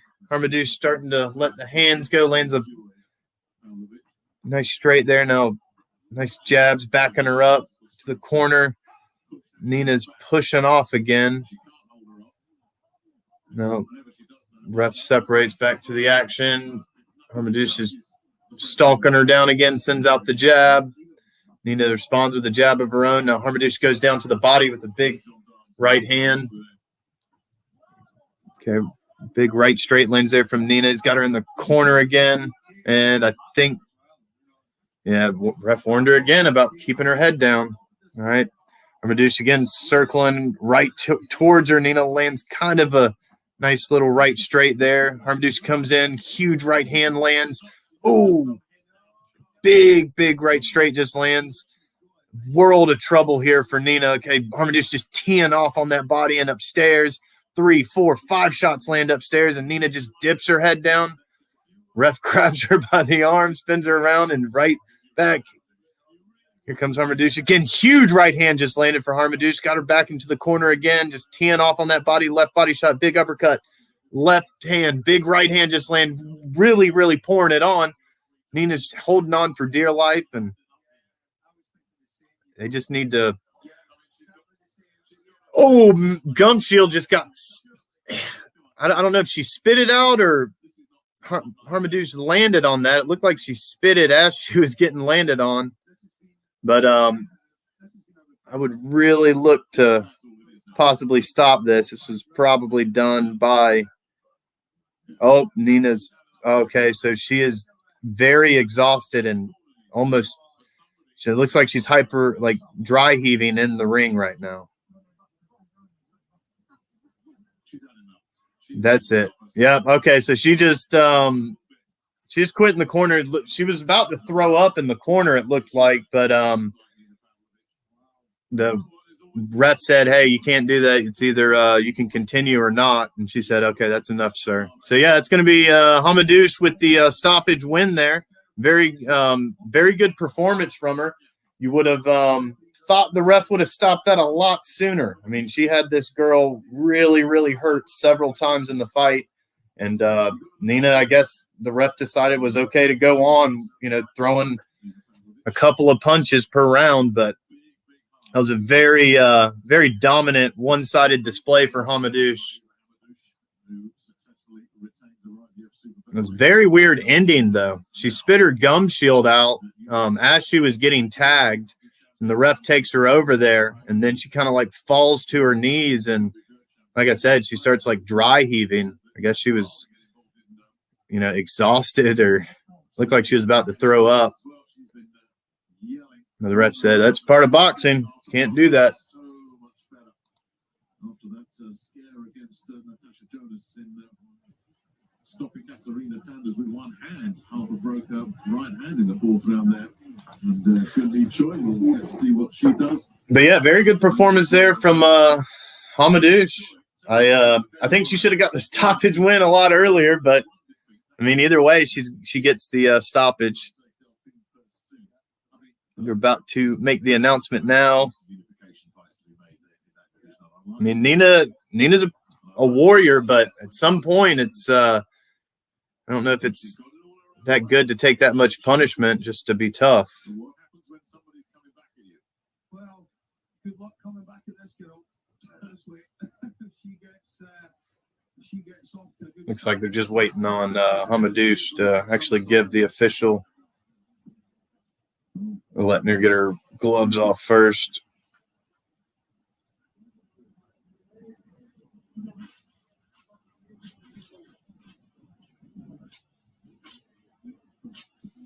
Well, I hope I use this word very advisedly, I hope she enjoyed her experience, Nina Pavlovich. It was a huge step up for her on paper. That's how it's turned out. I hope this doesn't discourage her because we saw a lot to like about her.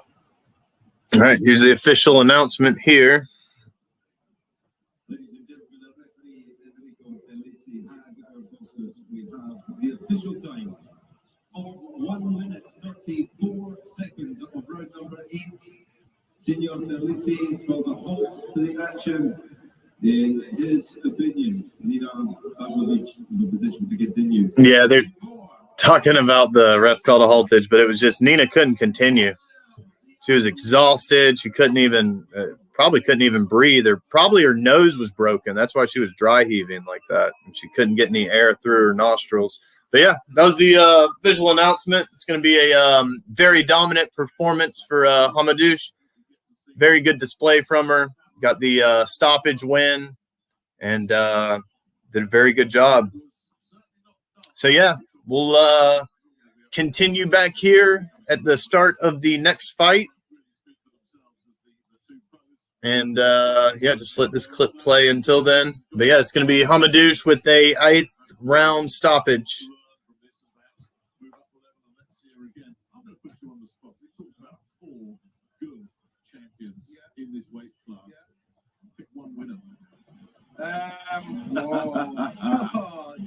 Because you're in trouble whichever way you go now. Man, yeah. Wow, pick one winner. Because they've all got something they bring to the party, haven't they? They really have. Oh, that's so hard to call It is. that one, isn't That's it? why I want to see these fights. Yeah, Those are big fights. Wow. Terry Harper, maybe, as the start. Then a car. How can you say that? Natasha Jonas. Well, she's not even champion at the moment. She's not even champion. How's Natasha Jonas going to keep this girl off? What about Michaela Mayer? Yeah, I know. Again, He's probably tweeting something about you, Alexander, right now. For you picked Terry Harper. Hyun Mi Choi is no mug. yeah, no. Oh, that's impossible. Yeah, it is, isn't it? Yeah. That's why we got to see those I fights. think Terry Harper was just the first name that came at the top of my head there. Yeah, I can't pick between these girls. No, I wouldn't want to choose a winner out of those four. This What a was weight class. certainly, if Hamadouche has her way, she's an unstoppable force. And I must admit, I've seen enough of this. I don't know what the referee was hanging about here. This is where you stop it right here. She'd given everything. Yeah. Absolutely everything. Didn't even have the strength to keep her comfortable. Wasn't physically strong enough to keep her off anymore. And there was just no sense in prolonging this beating, basically. The referee didn't help her. The corner didn't help her. She said herself, on her knees, as you said, it looked like she was about to be physically sick. Yeah. She just said, I can't go anymore. She looked like she was going to throw up. She sounded like she was regurgitating as well. And, not nice to hear. No. There was no quitting her. There really wasn't. But she literally just had everything knocked out of her. So, another defense successfully negotiated by Maeva Hamadouche. We'll be seeing her in 2021, I'm sure, in big fights. Well, earlier today, if you've just joined us, you'll have missed, well, you didn't miss much actually with Sandor Martin, the European lightweight champion. He had an 8-round jog through against Nestor Manadiaga. It was a tick-over fight. That's what we were expecting, and that's exactly how it turned out for the Barcelona Southpaw. And the question is, where does he go from here? Because the division he's operating in is hot. You could switch between light and super light, of course, and whichever route you take. There are big obstacles ahead, and you heard Alex say, I don't think he's quite ready yet for a world title shot. So the interesting thing will be, where does he go from here? Well, we managed to catch up with him once his fight ended and asked him that very question. Where next for Sandor Martin?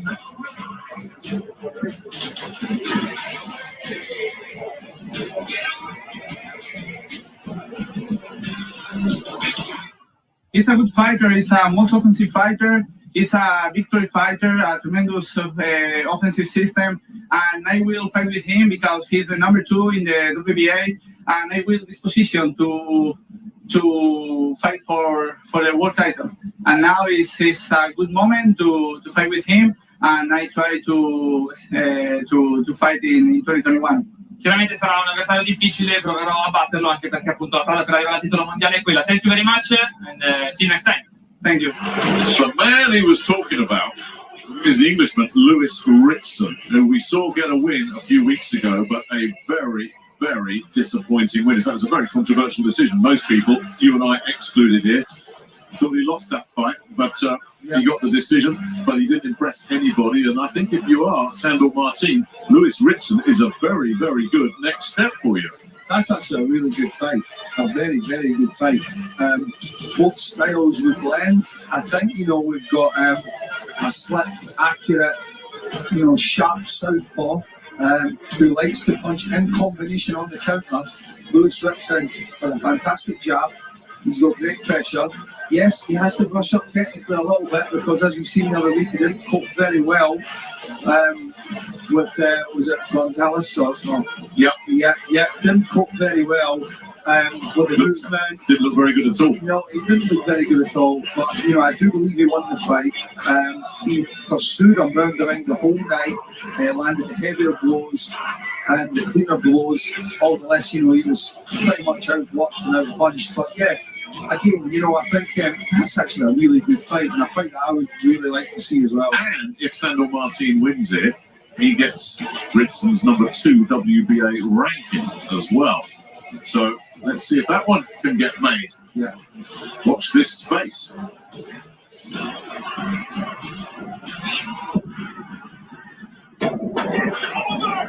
Garcia versus Luke Campbell is official. It has been set.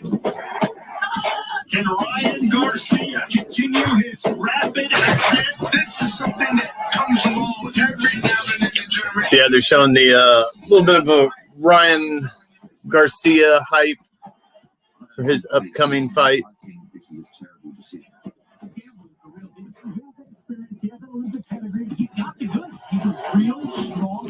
It's going to be a very good match between him and Luke Campbell. I think Campbell can possibly pull this off. I know I shouldn't say it like that because Campbell's definitely the veteran of the two, but I think he can pull it off and beat Ryan Garcia. Now, Ryan Garcia is very, very fast, and he does have a lot of power. Showing the Triple G promo now. His fight is tomorrow night. I'll be out of town, so I won't actually be able to call that one. I wanted to, though. But I'll be able to call the one Saturday night, the big one with Canelo and Callum Smith.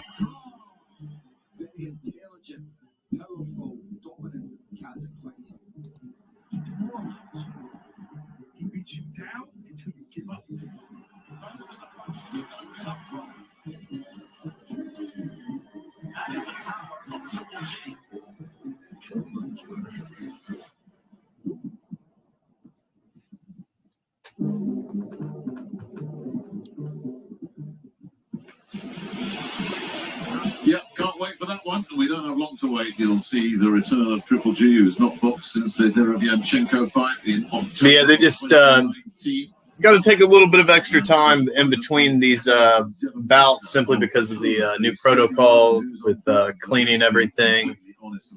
So they're doing it as quickly as possible. But that's why you do get a little bit more of a delay in between these bouts. You know, so you know, how do you really, you know, separate that from the fact of who he's up against? You know, it's like. My big question was, how shot warm is Golovkin? Because he is now 38. He's had the Canelo fights. He's had a year out. They're talking about Golovkin. You know, how much does he have left in the tank? If there's any fighter that probably has a lot more left in the tank, it would be Golovkin because he's a true warrior. He goes in there and he puts on a performance, and he really tries to set the pace of the fight every single time. His hair looked good. All little signs that you look for that are fighting away and that you know is cutting weight and has been put his body through a lot of, you know, hard things over the years. This little setup that they have here is almost it's like kind of identical to like this PBC event that I watched, and it was it's like at the end of this long hallway. They won't show behind it. I'm sure it's not the case, but I do like the setup. Sure, can't wait to see you. Almost makes it seem as there's like no escape for you. He is an all-time great. You don't go up against a wrecking ball, a middleweight monster like Golovkin. His jab is like a normal middleweight's right hand. Golovkin has never been down as a pro or an amateur. These DAZN promo videos are getting a lot better too. Very intelligent, powerful, dominant Kazakh fighter. He beats you down until you give up.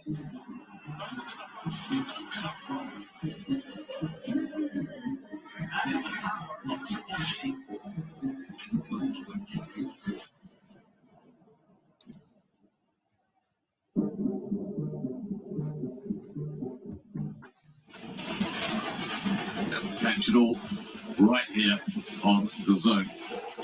And also on the card, Yun Choi defending her WBC Super Featherweight belt in the women's category against Calista Silgado. Yun Choi has got one of those nicknames that just loses something in translation. Defector girl boxer. She was born in North Korea, obviously got out of there. But defector girl boxer, that doesn't work. She's on the undercard. This is the main event. Triple G up against Kamil Zeleneta, the unbeaten Pole who made his debut in the United States on the same card as Golovkin and Derevchenko.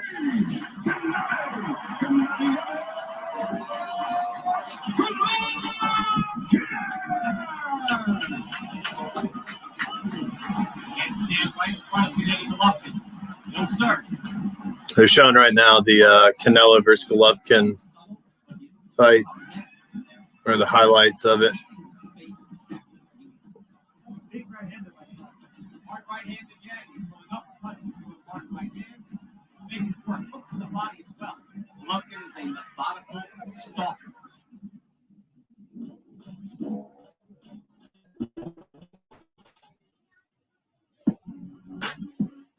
Well, he desperately wants another crack at Canelo. You can be sure of that. So he can't afford another slip up. And some questions were asked of him when he switched his trainer.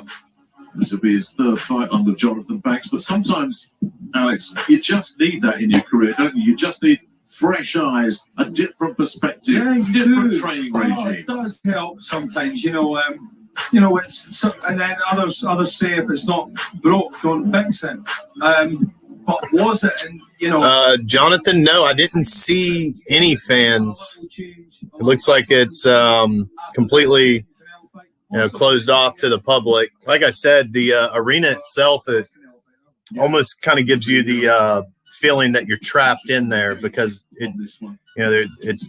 there's not much around it. But yeah, I didn't see any fans, anything like that. Just judges, doctors, actual team members. Disappoint on his US debut, but stopping Oscar Cortez is one thing. Dealing with Triple G is another. So you'll get Bashiro versus Gonzalez next. Or no, excuse me, that was the WBC silver lightweight title, but Patera returned a positive COVID test. He had to drop out. Luckily, Settoul Gonzalez, a Venezuelan based in Milan, was already here. Match, and Yafai is a good fighter, and now I play one of the most important match with my. That's very good from Gonzalez to be able to take that on such short notice. Of looking off to train still as professionals. So yeah, I've been in camp, I've been training, being ready for this fight, and I'm ready to go. Which should be the key for this match, the turning point to win this match? I think I'm an all-round better fighter than him. Stronger, faster, more technical. So that's all get me doing. Fantastic thoughts there of Gamal Yafai, who challenges the first man we heard from there, Luca Rigoldi, for the European Super Bantamweight title. That's after this one. Yeah, very useful. All right, so yeah, next is Bashiro versus Gonzalez. And then after that, I'm pretty sure is going to be the Mirko versus Manuel fight. Like any good old pro, he said, yeah. All right, they just showed it actually. Well, it's been the left side of the card that's dominated tonight so far, with victories for, as we just saw, Maeva Hamadouche against Nina Pavlovich to retain her IBF title. Sandor Martin. All right, so they do have the ring announcer in the ring, so we should be getting some walks very shortly now. Luca Rigoldi's European Super Bantamweight belt. A lot of good champions have held that. That last fight we watched was very, very one-sided by Hamadouche, but it's a good I guess good toughness for Nina. The man, she took some punishment in there. From the Yafai family from Birmingham, England. And you notice I say Birmingham, not Birmingham. But that's how we say it. I don't know how Oleksandr would say it. He's from Scotland. Birmingham. Yeah, that was pretty close. That was pretty close. It's a tough accent to pick up. You think Liverpool's bad? Listen to a Birmingham accent. And that will be coming up after this one.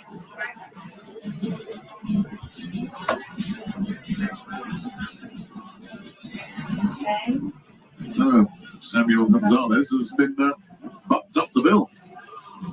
And it's Dennis Bosquiera who's kind of in no man's land here, but Dennis has been around so long, hasn't he? I mean, he's a veteran of over 50 fights, 39 years old, a professional. I mean, he turned pro 16 years ago, almost to the day, Alex. So he's been there, he's seen it, he's seen the late replacements, and in fact, they said to him, look, do you want to fight or not? He said, yeah, just bring someone in, I'll do it. You know, but it's got to be disappointing when you think you've got a shot on the belt.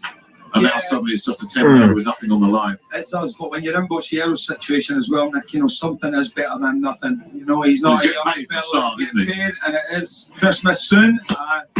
You know, if you don't fight, you don't get paid. So I'm quite sure that's one of the reasons that he's doing it.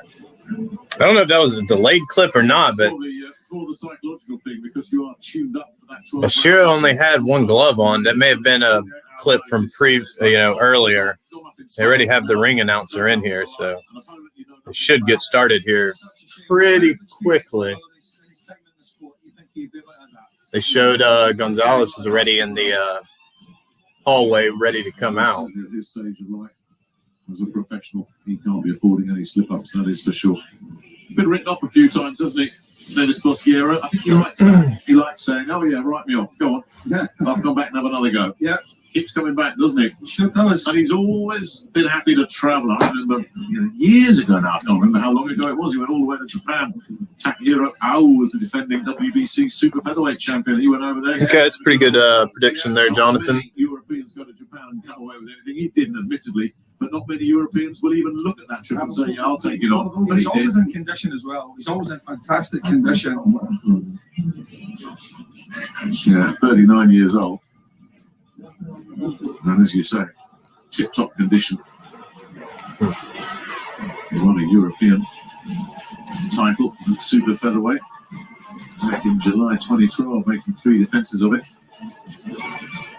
And eventually lost it to a Calais fighter in France. Yeah, again, man, this in between is taking forever. Liverpool take on Stephen Smith. He'd never been stopped at that point, and Stephen Smith, the Canelo's, Callum's, one of Callum's big brothers. Yeah. Good man. Yeah, I guess that was live that they were showing. Because I think that remains his own. immediately, as soon as his gloves taped up, he's Stephen Smith, of course. in his outfit ready to go out. May have been a little bit late arriving. I don't know what the issue was. But Bosquiera lost to that night. And he also lost to the very useful Mario Barrios, who would go on to become a super lightweight world champion as well. He was floored early and lost every round, but still kept chugging away. Ladies and gentlemen, please Right, finally get some ring walk.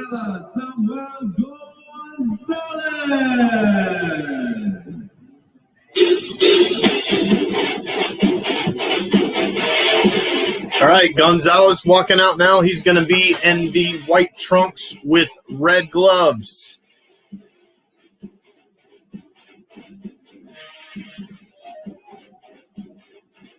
Got like fireworks going up beside him as he's entering the ring. Pretty cool look. He goes into the ring in dead center.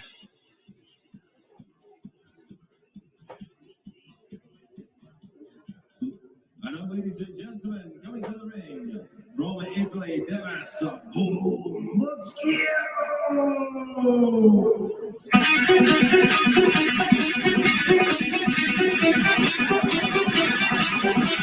All right, Bosquiera will have black trunks with blue gloves. Very serious look on his face. also will enter dead in the center.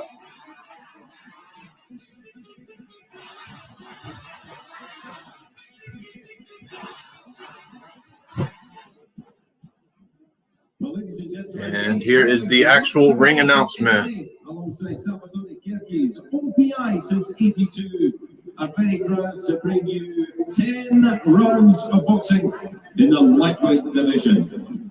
Sanctioned by the Italian Boxing Federation, here present our supervisor, Signor Alessandro Lelli. At ringside, and 3 scoring judges all from Italy, Enrico Leccini, Giovanni Paolo, Giovanni Poggi, and a referee from Milan, Italy, Signor Eros Rozza. Introducing first, in the blue corner, wears the white shorts with gold. He weighed in at 61.55 kilos or 135.7 pounds. His record includes 22 wins, 7 defeats with 13 wins by KO. The former IBO international champion, born in Venezuela, now fighting out of Milan, Italy, Samuel Gonzalez. All right, that was Gonzalez getting introduced. Winning black with gold. Weighing at 61.2 kilos or 135 pounds even. Yeah, Devis looks very fit. Extremely ripped right now. I don't know if this is going to go the distance. Devis looks like he's going to get this guy out of here. Looks like a true Spartan. An IBF Intercontinental Champion. The Montes Nicolo, Padova Italia, Devis, boom, boom, Borschio.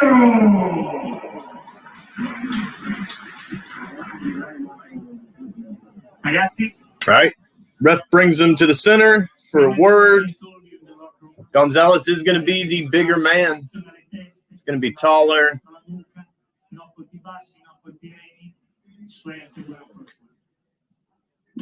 They do touch gloves. Gonzalez looks pretty determined too. Devis getting final word from his coach. That's an easy transition to make. Gonzalez already on the bill. All right. Start around one. Both look to establish that front foot.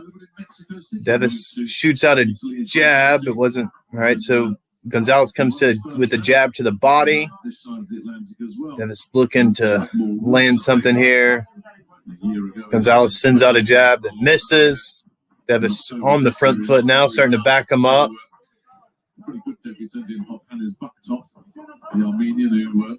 Not too much action just yet. Okay, Gonzalez shot out a jab. It missed. Devis landed a little jab of his own. Devis trying to come in here. Now Gonzalez just jabbed to the body there. Nice jab there from Gonzalez to the body. Comes upstairs with one, and then Devis barely misses with a huge left hook. Okay, Devis and Gonzalez kind of get tangled up here. Ref separates. Again, Devis on the front foot coming forward. Hasn't thrown too much, though. Gonzalez reaches out with the jab. Doesn't land, though. Devis comes in with a nice jab and now a huge left hand. Kind of got Gonzalez backed up to the ropes, and they're in the clinch here. Ref separates them. Devis comes right back in on that front foot, shoots out that jab. Now Gonzalez lands a right straight to the body. Devis shooting out the jab. Now both just land a jab each. Gonzalez shoots one out there, and another one lands the second. Devis trying to get inside here, lands a couple of short hooks here, and now Gonzalez landed a nice right hand. Devis follows up with a right hand of his own and a left of his own upstairs. Gonzalez shooting out that jab. Now a nice right body shot for Gonzalez, and Devis comes in and kind of gets tangled up. Ref separates. 56 seconds left to go in this opening round. Nice jab there from Gonzalez. It was off the guard, but it was very clean. Oh, huge right body shot from Gonzalez, and Devis just barely missed with a left of his own, but that was a very nice shot from Gonzalez. All right, so Devis coming forward again, and Gonzalez shooting that jab out, kind of tags to the guard. Devis missed with an uppercut. Gonzalez goes with a couple of uppercuts to the body himself. They're both kind of tangled up. Now it gets separated. Gonzalez tries to come in, doesn't land anything. Devis is trying to look for a shot. 16 seconds left to go. Gonzalez missed with a jab there. Just kind of kept it out there. Now he lands a nice little body shot, turns him around, and lands another right body shot. Now a 1-2 from Gonzalez off the guard. But yeah, that first round is going to go to Gonzalez, man. Devis not able to really land anything. I mean, he was on the front foot. He was doing well for himself, you know, as far as positioning. But, you know, anytime he was going in to land, he would get tagged up by that jab of Gonzalez.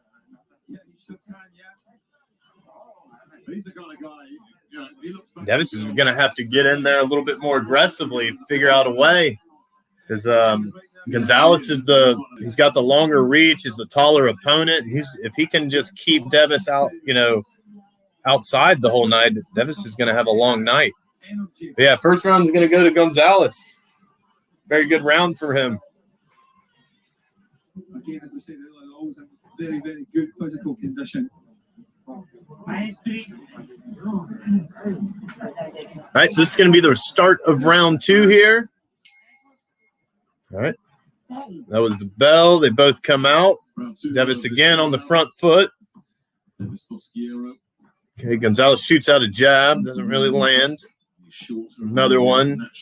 Not very effective. Just kind of maybe trying to find distance. Goes downstairs with a jab. Now Devis catches him with a nice right hook there. And now he's got him backed up. And again,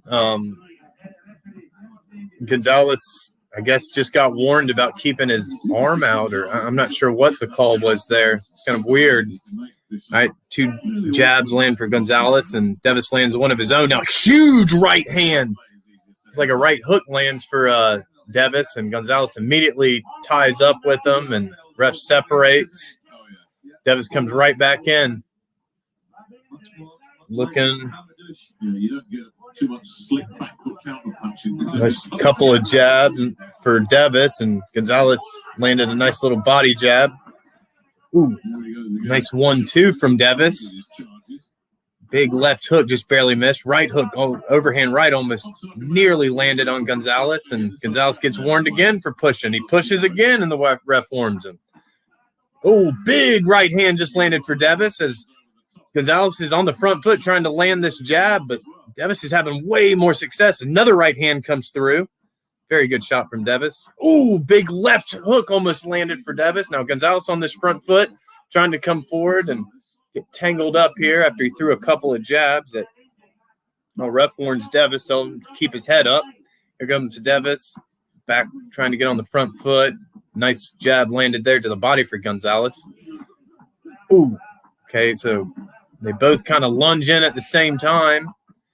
Now, Gonzalez landed a nice body shot, barely missed with an uppercut. Devis wasn't really able to get inside. Nice 1-2 and follows it up with 2 left hooks. Devis does, backs him up into the ropes, and Gonzalez again pushes. Now they're both in the center of the ring. Devis trying to come forward here. Big right hand. So right straight. Okay, so the ref just stopped the action. I don't know what exactly just happened here. It looked like he was talking to the judges. All right. He was talking to Devis's corner, and he just told Gonzalez for the 3rd time, hey, you cannot keep your arm out there like that pushing. 20 seconds left to go in this second round. All right, so Gonzalez shooting that jab out, didn't really land. Devis tries to come in here, barely misses with a huge left hook. Gonzalez misses with a left hook of his own to the body, tags him with a couple of body shots, barely misses with a big right, Gonzalez does, and Devis comes in with a huge left hand that lands right at the end of the bell. Very close round, but I'm going to have to give that to Devis just simply because he landed the bigger shots, and also Gonzalez was getting warned a lot in that round. It wasn't very effective with his punches and just kind of was more or less pushing, trying to circle out of the way of that power. But yeah, ooh, yeah, these overhand rights from Devis are really, really, really big shots. Nearly followed it up with a big left hook that last round too. That was a better round for Devis on being able to get to the inside. But again, Gonzalez jab and that right straight, that's going to be his ticket to winning this fight if he can just keep him at bay with that. But it's a better round for Devis. Bushiro. Yeah, you can. You actually can. The problem is if your opponent speaks the same language. All right, start of round 3. Gonzalez throws the jab out, doesn't really land. Throws it out again. May have landed there. Devis trying to get inside of him here. Okay, a 1-2 from Gonzalez miss, and Devis comes in with 2 huge left hooks and a big right hook. May have just stunned him there. Okay, Gonzalez tries to follow up with the uppercut, misses, but lands a 1-2 off the guard of Devis. Devis tries to come in here, and they get tangled up. Ref separates. Again, warns about shoving. Big right hand comes in for Devis. It was a 1-2. The 1 missed. The 2 came flush. Now, nice big right body shot from Gonzalez. Ooh, big left hook from Devis landed, and a right hook barely missed. Now, Gonzalez landed a nice jab of his own. They kind of get tangled up here. Gonzalez, okay, they separate. 1-2 from Devis comes through. And again, Gonzalez forearm getting warned again. Must be the 4th time. Devis on the front foot again, trying to search for that big right hand to land. Throws a couple of short jabs and gets turned around. Gonzalez lands a couple of jabs. Oh, huge left hand just landed for Devis and a big right hand to follow up on it. Ooh, nice uppercut there landed for Gonzalez. It was a right uppercut. Now Gonzalez trying to go on the front foot here. A little body shot. Ooh, big shot landed. A big right hand for Devis just landed. And Gonzalez kind of getting tangled up here. Lands a little bit of a body shot in the clinch. Ooh, nice left body shot there from Devis comes through. Gonzalez lands a nice little right straight there. Ooh, big right hand to the body from Gonzalez, but Devis makes him pay with a very nice time jab. Get tangled up, and ref separates again. Ooh, huge right straight comes through and a big left hook afterwards. Now Gonzalez starts to tag on Devis with a couple of body shots. Gonzalez come on the front foot here now, sends out that jab and a very nice right hook there. Devis trying to get on the inside again. Another right overhand right for Gonzalez, but it misses. Tries to land a right straight there. Devis comes with a big right hook that misses. Left hook misses. Gonzalez comes forward with a 1-2, kind of lands off the guard. 15 seconds left to go. Devis. Ooh, so Gonzalez just landed a left hand as the ref was separating. Now 1 downstairs. Gonzalez a little bit sloppy on that jab. So it's a very, very close round to call right there. It's going to be very, very close. I'm not sure. Gonzalez was he outworked him, but a lot of his shots were not they're not very clean shots, and they're also kind of lazy, and they're just sloppy, not landing, very clean upstairs, kind of off the shoulder area. But when Devis does get inside, you can see the difference. I mean, his shots are very powerful. But Gonzalez is doing well, like I said, keeping them at bay. When they are in that kind of get close and tangled up, he's able to spin them around and kind of land a couple of shots on the way out. But I did kind of see a little bit of, I don't know, it looked like a little bit of fatigue from Gonzalez. He started to clinch a little bit more there. All right, Gonzalez starts the round firing out the jab, and he lands it upstairs. Devis comes in with a jab of his own. Now, Gonzalez backs him up with the 2 jabs. Now Gonzalez missed with a huge left hand, and Devis makes him pay with a big right hand. And Now Gonzalez comes forward with a little body shot as Devis was complaining. Big right hand just landed for Devis as Gonzalez was going for that right in the center of the ring here. Gonzalez snaps out that jab. Doesn't really, not very effective. Jab comes out again, but Devis, 2 left hooks upstairs land, and he said, I guess Gonzalez said that he got headbutted, and ref said, keep fighting. Now Devis comes in there and barely misses with a huge left hook, and they get tangled up. Ref warns Gonzalez about pushing again and tells him to listen to him. Devis comes forward on the front foot now. Ooh. So it's a 2-punch combination, but kind of gets hugged by Gonzalez as he's doing it. Wasn't very effective. 1-2 from Gonzalez comes down. It's off the guard, though. Devis looking to shoot out that jab. Ooh, big right hand just landed for Devis, and Gonzalez tags him with the left jab. 1-2 there from Gonzalez. Jab. Again, jab upstairs, but they're not very effective. Nice. Okay, that was a nice right hand by Gonzalez to the body. Devis comes in with a couple of body shots, but they get tangled up. A little bit of blood trickling down from Gonzalez's mouth right now. Ooh, big overhand right from Gonzalez. Doesn't land, though, and Devis tags him to the body as he does so. Devis trying to, okay, throws out the jab. Now a hook and a right hook, but barely miss. So Gonzalez is kind of just pushing with that jab. He's probably going to get warned again. Devis looking to try and get inside. They both get tangled up again. 30 seconds left to go in this 4th round.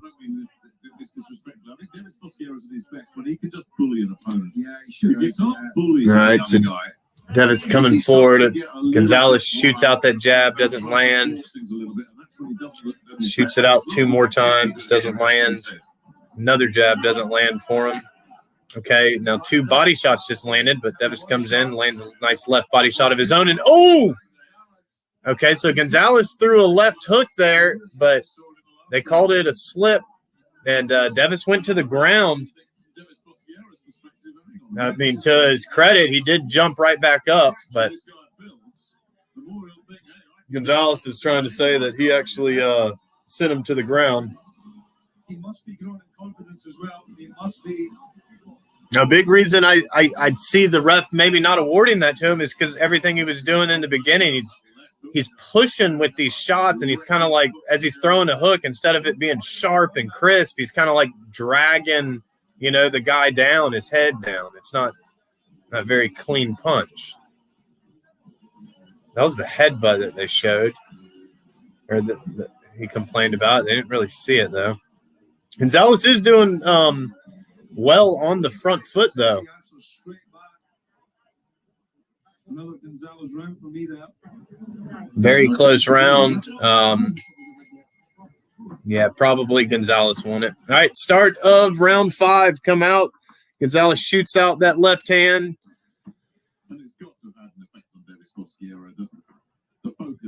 Again, just dang. Okay, so it was a 1-2 from Gonzalez that they he falls to the ground, and the ref calls it a slip again. Gonzalez doesn't think so. Gonzalez shooting that hook out. Now the jab, trying to follow up with an uppercut, doesn't really land. And again, he's got his arm on top of his head. They separate him. Devis comes forward. Maybe slightly dragged him off the second shot, but not much. Ooh, okay, so very nice body shot, and then followed it up with a left hook from Gonzalez, and Devis comes in with some short right or short left hooks. Okay, nice short jab there from Devis comes through. You get tied up, though. Okay, nice left body shot from Devis, and Gonzalez again just sticking that jab out there. Not much on it. Nice jab there from Devis. Now the jab from Gonzalez lands. A right straight from Gonzalez just landed. Now a right hook from Devis just landed. And now there's another headbutt. And, okay, the ref didn't see too much. He continues the action. Gonzalez comes forward with a body shot and gets tagged by a very nice left hand from Devis, and now they're tangled up again.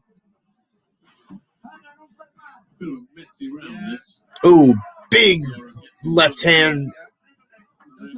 All right, Gonzalez coming forward here. Really well there, hasn't he, Gonzalez? Devis circles out of the way of it. Nothing landed for Gonzalez there. Okay, now Devis lands a little right straight there. They get tied up, and again, the ref warns Gonzalez, keep his head up. Oh, yeah, so Devis is split on his eye from that headbutt. All right, Devis coming forward here.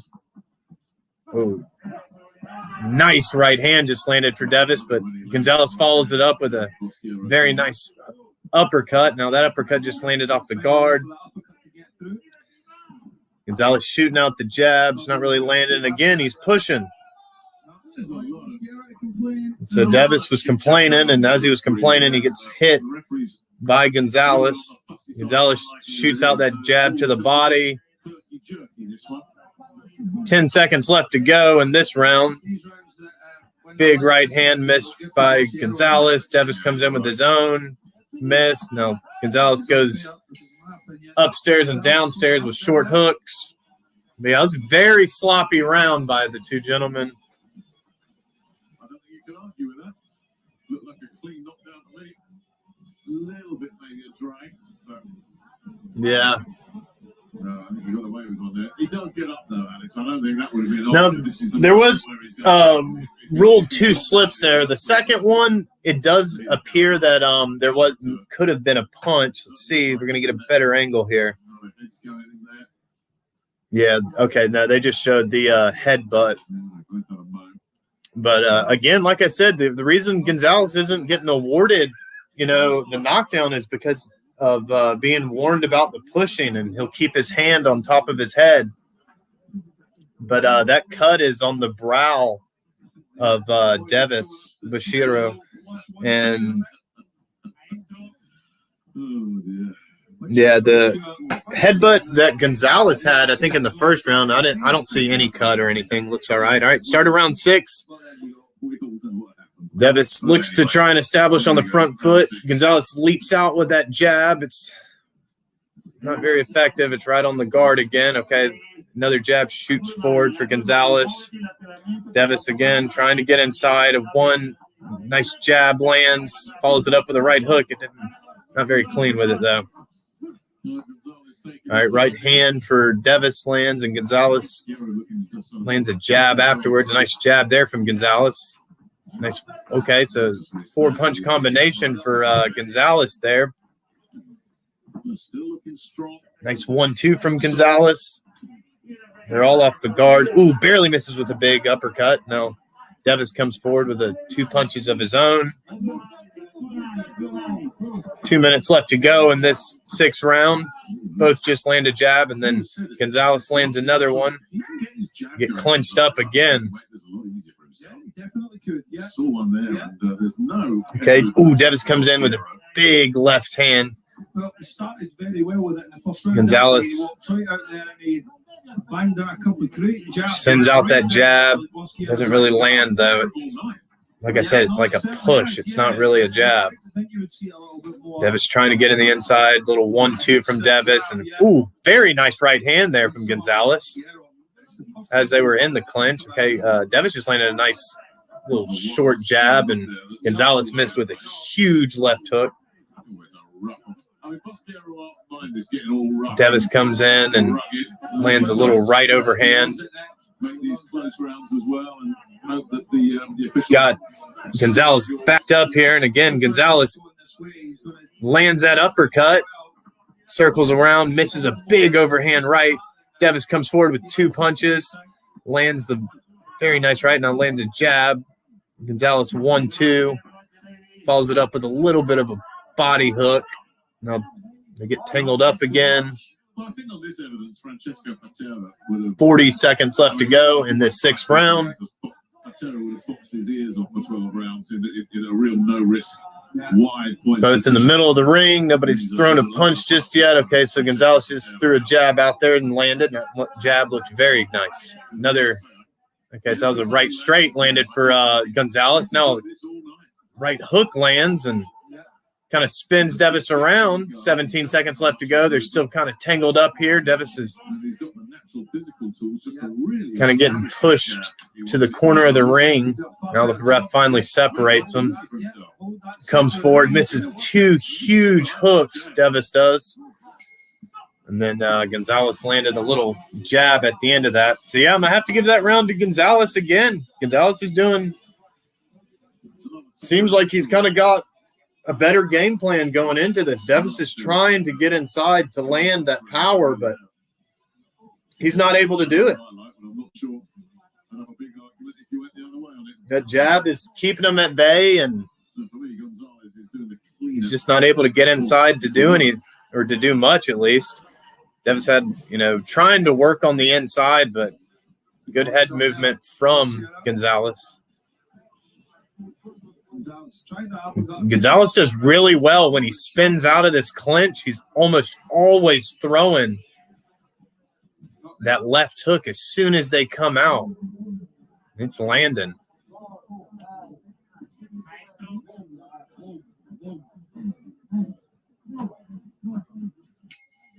All right, Devis does look like he's breathing a little heavy. Gonzalez looks pretty fresh still. Both in the center ring. Again, Gonzalez searching out with that jab. Devis lands one of his own. Both just land. Now, Gonzalez just missed a huge shot to the body, and Devis comes back. Okay, nice left hand upstairs there from Devis. Both get clinched up every time somehow, though.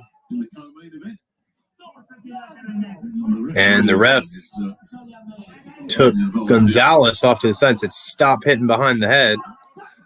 Ooh, okay, so very nice left hand to the body from Devis and follows it up with one upstairs. Gonzalez shoots a jab out and shoots another one out. Not really landing at all, though. Ooh, so he missed with a huge uppercut, but lands the left afterwards. Missed another uppercut. Now Devis just tagged him with a big left hand, and again, they get tied up. As soon as they go to the inside, now the ref kind of starts talking to Devis, tells him to stop lunging in with his head. Devis come forward. Big left, big right just barely missed from Devis there right at the end of that. Ooh, so Gonzalez lands a jab, lands another one. Devis trying to come in. Nice 1-2 from Devis.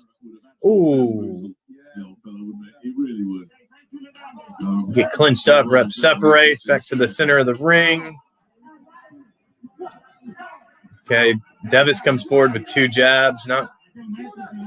Nothing really landed, though, and now the ref's warning Gonzalez again. Said keep his hands up.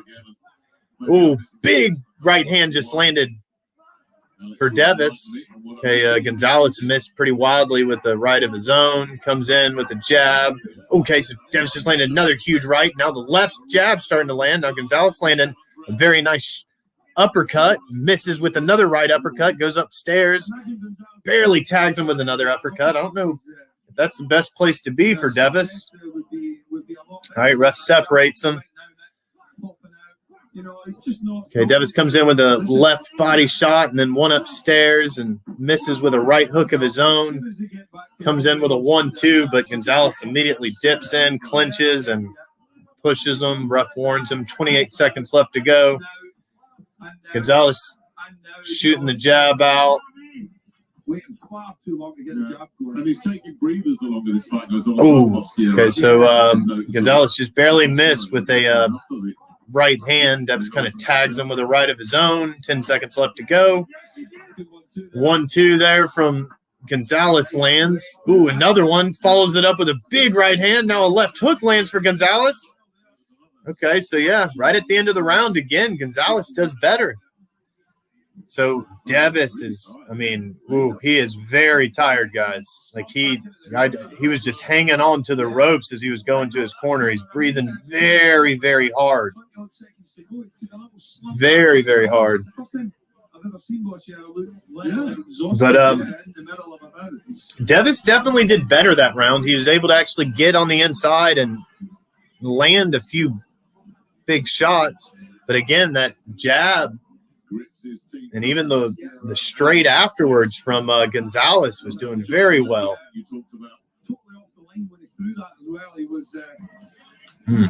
Yeah, he tags him with that right uppercut. Not much on that uppercut when Gonzalez is throwing it, but it's enough to kind of just like knock his head up. They haven't fought yet, Stephen. All right, back. Start of round 8 here. Gonzalez shooting out that jab again. Both of them kind of off the guard there. Ooh, misses with a big right hand. Goes back to the body. Now Gonzalez coming through, misses with another huge uppercut. Davis comes forward with a left, but it's off the guard. Gonzalez trying to shoot out that jab. Okay, so the ref called time because there's some tape that's loose on Davis's glove, so they're going to get that fixed up real quick. Looking at both men in the corner, Gonzalez barely was breathing. All right, so he's got it taped up, ready to go. Again, Gonzalez shoots out that jab, lands it to the body. Now one upstairs. 1-2 misses, though. Davis lands a jab of his own. Now Gonzalez shoots out 2 jabs. Doesn't really land. Look, he's got Boschiero thinking, what do I do? Yeah. If I commit here, I might Both kind of circling each other in the center of the ring. That was a nice little jab there from Gonzalez. Okay, Davis comes in and misses with a hook, and Gonzalez misses with his own. No, little right straight there, kind of lands off the guard from Gonzalez. He fires 2 jabs after that. Didn't really land. Davis is on the front foot, but he's not able to close the gap. Okay, there's a nice little right hand from Davis and follows it up with a left hook. Now 1-2 from Gonzalez lands. He shoots out a jab afterwards. Okay, big right hand there from Davis just landed. Nice 1-2 from Davis just landed. May have stunned him. And again, Davis turns to the ref and complains about a shove. Now Gonzalez starts to come forward here. Overhand right. Minute 15 left to go. He's got Gonzalez on the ropes, and Gonzalez tangles up with him. They separate. The ring entrances, I'm thinking, that guy was a super fella. Yeah, and even the legs. Look at the legs. Davis trying to set up something here. Both aren't really throwing. Now Gonzalez lands a little jab. Now a straight. Ooh, nice 1-2 there from Gonzalez, and Davis again's not able to land anything afterwards.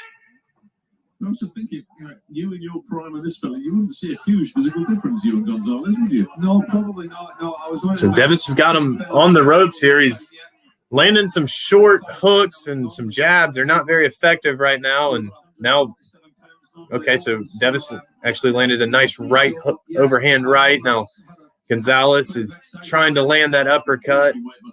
Lands it barely off the forehead, shoots a jab that misses, and then they get tangled up again. 14 seconds left to go. Ref separates back to the center of the ring.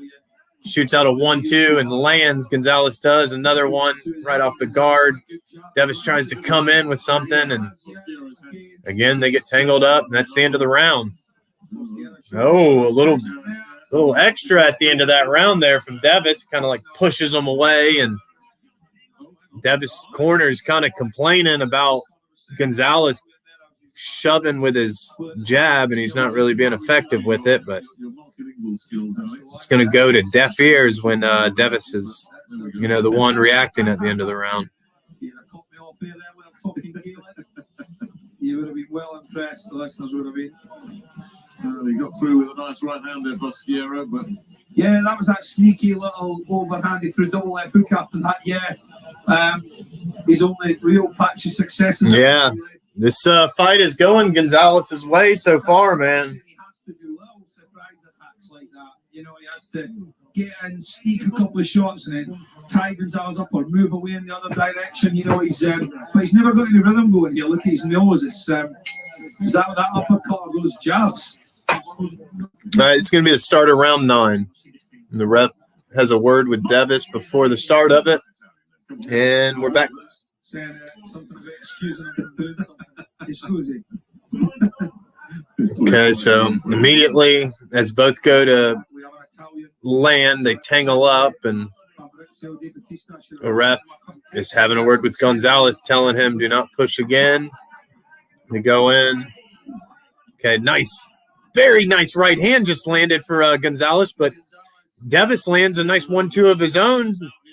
Big jab lands for Gonzalez. Gonzalez trying to land that uppercut. 1-2, doesn't really land. Ooh, huge right from Davis. Man, they're going at it right now. So Gonzalez kind of landed off the guard there. He's trying to sneak that uppercut in. Doesn't really land. Okay, so again, Davis talking to the ref. And 1-2 from Gonzalez. Missing, but the jab followed up does land for Gonzalez.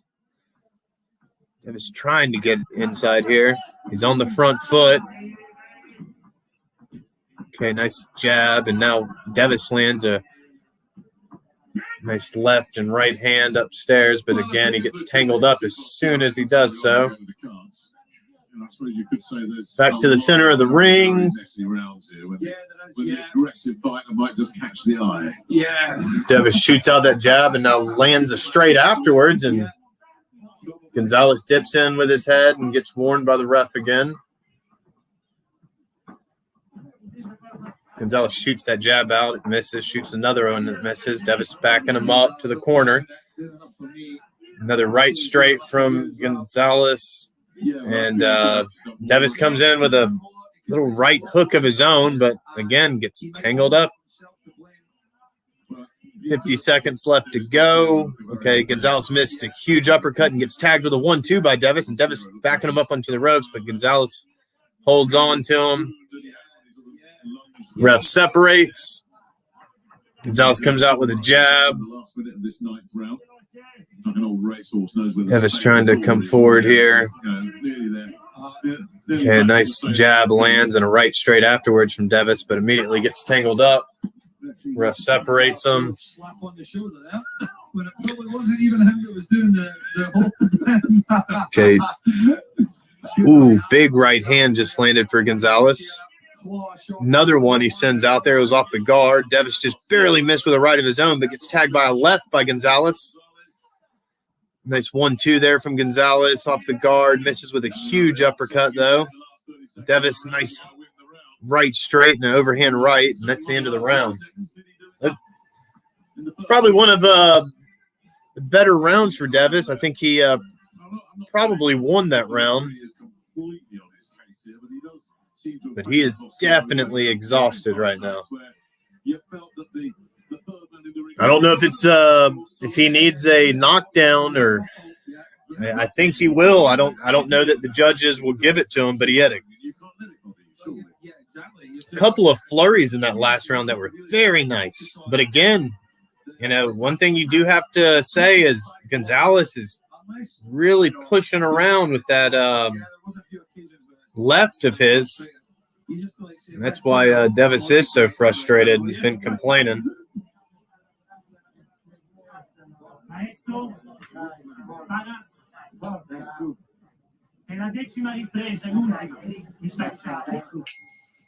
Well, that's the last round then. Davis Bosquiero and all right, final round, meet in the middle. They touch gloves. Gonzalez immediately shooting out that jab. Not really landing so far just yet, though. Okay, that jab to the chest area lands. Comes over with a big right hand that lands. Davis trying to come inside. And again, he turns to the ref and gets tagged by Gonzalez because the ref's not stopping it. And the ref separates and does tell Gonzalez to watch it. Okay, nice Jab there from Gonzalez. Now downstairs from Gonzalez. Goes back upstairs and misses. Devis comes in with one of his own that misses. And big right hand for Devis doesn't land. Ref separates them. Okay, nice jab there from Gonzalez. Well, he's been boxing on his instincts for a lot of Little 1-2, and Devis is coming forward, and Gonzalez gets tripped and falls down. Correctly identifying that no count needed there. Okay, nice jab lands for Gonzalez, but as Devis is coming in, he may have shoulder checked him. The accidental cut. All right, 1-2 from Gonzalez off the guard. Devis comes in with a right straight of his own that lands, and they get tangled up. Ref separates. Another telling off for Gonzalez. Devis on the front foot, trying to come in here, trying to do something. I almost feel like he needs a knockdown or maybe even a KO to win this. They get tangled up immediately as Devis throws, and ref warns Gonzalez again about his head. Okay, so nice left hand there from Gonzalez, and Gonzalez, nice jab there from Gonzalez. Barely missed on a huge left hand, and they get tangled up. Minute left to go in this fight. Devis really needs to do something here. 2 jabs, 3 jabs, 4 jabs, and Devis comes in with a couple of body hooks here. They're kind of tangled up, and ooh, nice 1-2, and followed it up with another straight from Devis. They get tangled up, and ref separates. There's 33 seconds left to go. Devis comes inside, barely misses with a big right hand. Okay, now big left hook lands for Devis. They get tangled up again. The ref has to separate. Oh, big left body shot there from Devis. Okay, little right straight there from Gonzalez. Doesn't really land, though. Okay, Devis, nice. 2 jabs there from. I think Gonzalez has lost this one. They get tangled up again. Gonzalez shooting out that jab, follows it up with a 1-2 and an uppercut, and that's the end of the match. So I think Devis definitely won that round, but I think it was a little bit too late. I think that that this is going to be Gonzalez's fight to win. I have to see what the judges say, though. Oh, definitely not. I mean, my goodness, Devis is in no shape. You'd have been looking at 120, 108 right across the board if this had been Francesco Patera in there tonight. I'm afraid Devis. It's a very, very good display from Gonzalez coming on short notice and, putting on this type of performance. But, yeah,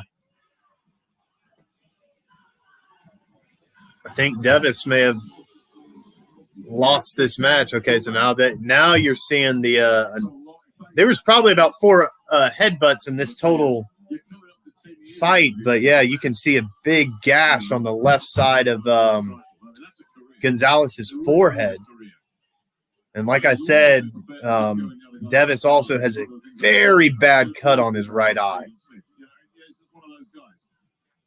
All of it was from headbutts. And perhaps unfairly so in the context of his whole career.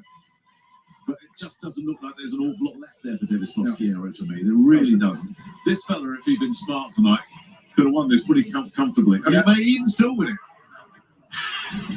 it. Well, I think at first Devis did a really good job, though. He came in and, he was trying to establish that power, really trying to take it to him, but it didn't end up coming through for him.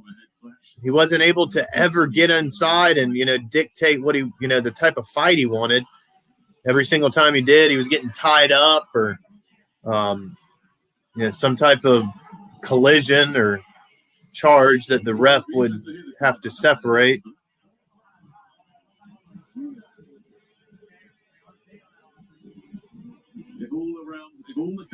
Yeah, both these guys are busted up, and the thing is none of it was from punches. Like both there's a big gash on Devis's eye, and then on Gonzalez's, it's like right above his forehead. There's another big gash, and it's just trickling blood down his face. If you get 99, But that was a very, very sloppy match. Well, ladies and gentlemen, what a great 10 rounds of boxing. I know there's not many ringside, but I am sure you'd like to join us. There's a lot of warnings given out by the ref.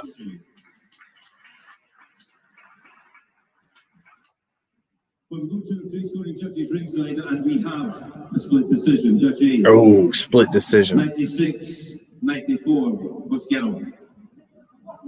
Judge B, 96-94 Gonzalez. And Judge C, 96-94 for the winner. From Cordova, Italia, Devis. Boom. Oh, so Devis did end up getting the win. It's very, I mean, it was close. It was a split decision. I did think Gonzalez won that fight. However, I don't know. Maybe the judges saw some things that, felt were more effective punching from Devis. But it was rough for Gonzalez. But, he's a good sport afterwards. Instead of pouting, he congratulates him. They take a picture together. But, yeah, I think he did get the short end of the stick. But, either way, you got to – if you don't want that to happen, don't leave it in the judge's hands. But, yeah, I don't think it would have been I don't know how many more matches Devis has left in him. That was the back end of that fight for him. He was very drained, very exhausted. It was tough for him when the original fight was scrapped at such short notice. To say there is a bit of context. That was a pretty good match. It was very sloppy. Devis ended up getting the split decision. It's going to be definitely one he's going to have to look back at if he wants to improve upon and see what he can do to get inside of that jab. He knows, doesn't he? He knows that wasn't a great performance. Yeah. He's happy to get the W, of course. He's not very happy with himself because he did. I mean, he came in looking – he looks like a Spartan for real. But aside from those first opening rounds, he wasn't really able to establish that very, very quick explosion that he has. But not really. Yeah, it's a pretty good match. But yeah, I believe our main event will be next. Or no, it won't be the main event next. Could it get a little rhythm going? No, not really. Yeah, they're showing the replays on it, and all the way through. But we did see plenty of action, and what we just a lot of collisions in that bout right there. It's a lot of shoulder checks, but they're showing a couple of really good shots here from Devis. 3 shots on the way in, tie up, a couple of digs on the way out. We've seen him throw a couple of sneaky counter punches that he always throws. We've seen him doubling up on his left hook once, which he normally does all the time. But tonight, we've never seen much of that at all. And you know what else we did? All right. That knockdown that we thought was a knockdown. Well, this will be a split decision win to Devis Bashiro, and when we will be back here as soon as the next match starts. But again, like I said, it'll probably be like 10 minutes. They're wiping the ring down now. They might hurry up on this one just simply because that previous stall in between was very, very long. Live from Milan, Italy. Up next, the European super bantamweight title clash between the champion and the belt holder, the 27-year-old Italian southpaw Luca Rigoldi. Okay, so it is the main event next. I thought so. The younger brother of the former WBA flyweight champion Gamal Yafai. So you'll have Yafai versus Rigoldi when we come back. Working hard every day, not just special for my next opponent, more for future, for second stands. 10 times. No, I want 100 times. Maybe 1,000. I've tried 1,000 times. I said, you really want the big general spot? That's giving you big troubles. He demoralizes you. He can beat you down until you give up. You got that big drama show back, and you got people excited again. This will be a world record 21st title defense for Triple G. Come out. Shoot him, man.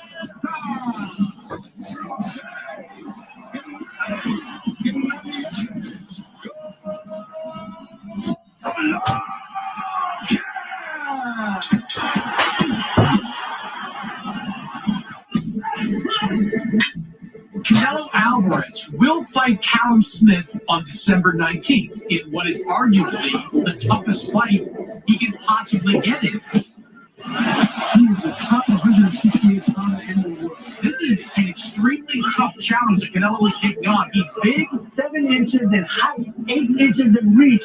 I mean, that's going to be a lot for Canelo to have to get in the inside. He's a respectful super middle. I don't believe he is against a good, solid super middle like himself. I believe we're going to perform right all the time. No, I think Es mucho ritmo, pero amo los retos porque al final eso es lo que me va a marcar en la historia del boxeo.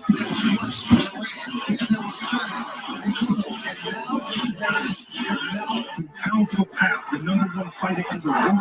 If you come up with pound for pound king, that's not a miss.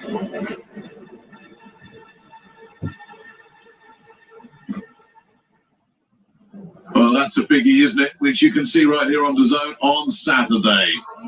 Callum Smith, Canelo Alvarez. You know, this is one of those, I'm sure we've all talked about it, we've all analysed it, and which way do you go with it? So let's put you on. I know which way I'm going with it, but let's hear from an opinion that really counts, Oleksandr. How do you see this one playing out? Well, it's the most exciting fight of the year for me by quite some way. I think these two are, at this point in time, the perfect match for each other. We've got different physical attributes, of course. Callum Smith is a monster in every way, height, size, muscle. You know, look at the difference. Huge, it is unbelievable. And let's not forget, let's add into that Callum Smith's power. He is a very, very powerful puncher for his size. And in my opinion, he's taking on the best boxer on the planet right now. Canelo, for me, can do everything. There's no single department that he lacks in. Can he deal with Smith's size? I believe he can. I think that Canelo can deal with anything right now. I think his confidence is through the roof. I think that he really believes that he is the best fighter in the world as well. And he shows it in his performances now. I don't think this man can be beaten right now by anyone. If anyone can beat him, it's Callum Smith. Well, you know, this is a guy who's been feasting on British boxers for a long time now, so we're all getting a bit fed up with him. I don't mind telling you. I mean, this is his 6th British opponent. He's got rid of the other 5.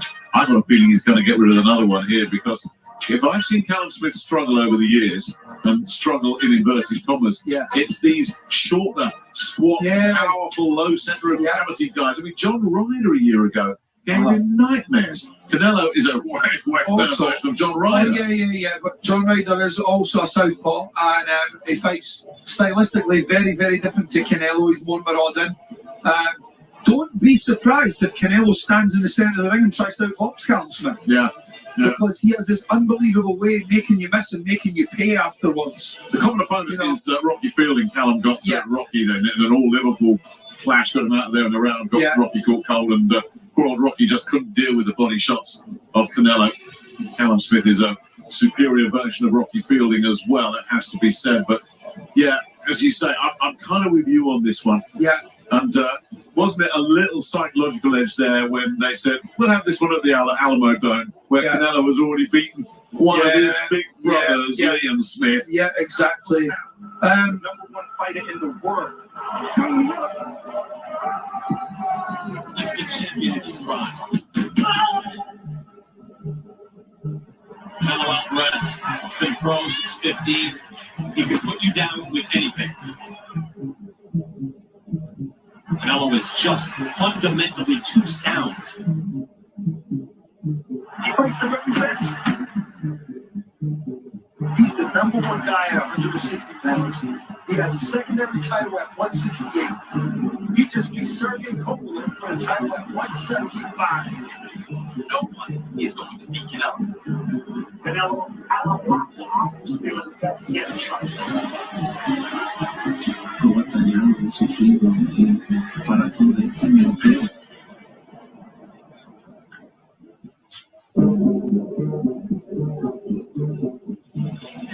Now, we've talked a lot about Canelo. What does Callum Smith bring to the party? The unbeaten record, but he didn't look very good against John Ryder last time out. It was absolutely sensational against George Groves, but George, I think, admitted himself he was pretty much at the end of the line there. So this is a man, Callum Smith, I think still needs the signature win, and obviously if he beats Canelo, that is absolutely assured. We know what his temperament's like. I mean, right from the get-go, Callum Smith is just naturally a very, very laid-back guy, and I think he'll go into this one temperamentally very strong. Yeah, I think he has to. I mean, he has to have built a mental program for himself to deal with what's about to happen, because this is the biggest fight on planet Earth for him that he will ever probably have. Yeah, and he's seen his brothers in all these big world title fights, all three of them. I've been in plenty of big fights on both sides of the Atlantic and across Europe as well. So Gallagher is trained, vastly experienced. I mean, when you start looking at some of the opposition that his brothers have been up against, it's quite unbelievable, really. This is Andre Ward. Yeah, Canelo up against. Yeah. It's pretty impressive lineup. But that's a point that you touch on there. Who's the best opponent this man has beat? Past his best, George Groves. It's a big step up to be taken on Canelo. It's unbelievable. He hasn't had a defining fight yet. What a defining fight to get thrown into. No, it's unbelievable. That tells you a lot about Callum Smith, doesn't it, really? You know, the Smith brothers in general, they're all very, very game lads, every one of them. You really have to take your hat off to them for taking this fight. This is not for money. This is for pride and to be the best. The best on the planet. And Canelo, I think, also feels that he won a super middleweight title. Obviously, he beat Sergey Kovalev to get the light heavyweight title, but Rocky Fielding's super middleweight title was a bit in inverted commas, the regular world title. But if Canelo can beat the man that everybody recognizes as the best super middleweight in the world right now, that 100% legitimizes Canelo's right to be called a super middleweight world champion. Yeah, it does, certainly. And probably the best, in fact, the best super middleweight champion. Yeah. No question about that. Absolutely none. Well, you can see that whole fight in what is an extraordinary weekend of boxing coming up here on DAZN. Triple G tomorrow from the Alamo Dome.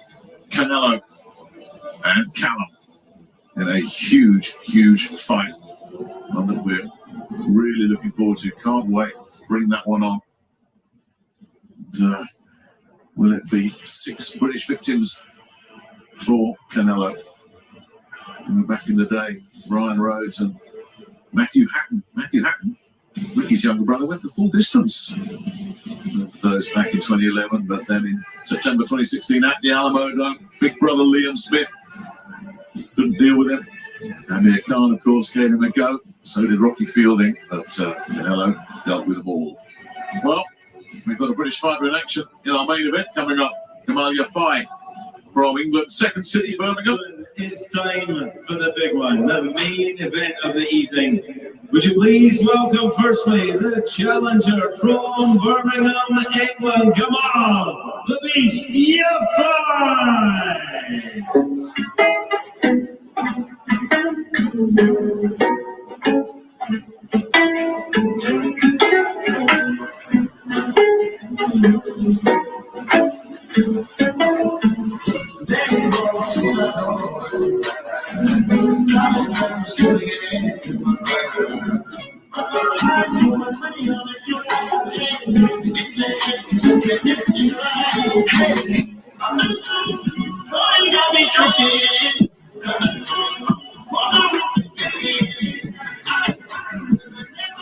And now time for the champion, Tatiana in Italia, Luca Rigoldi.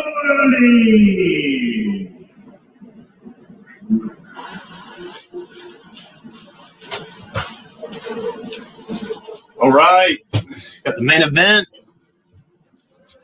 Sorry, I had to let my dog back in. All right, main event.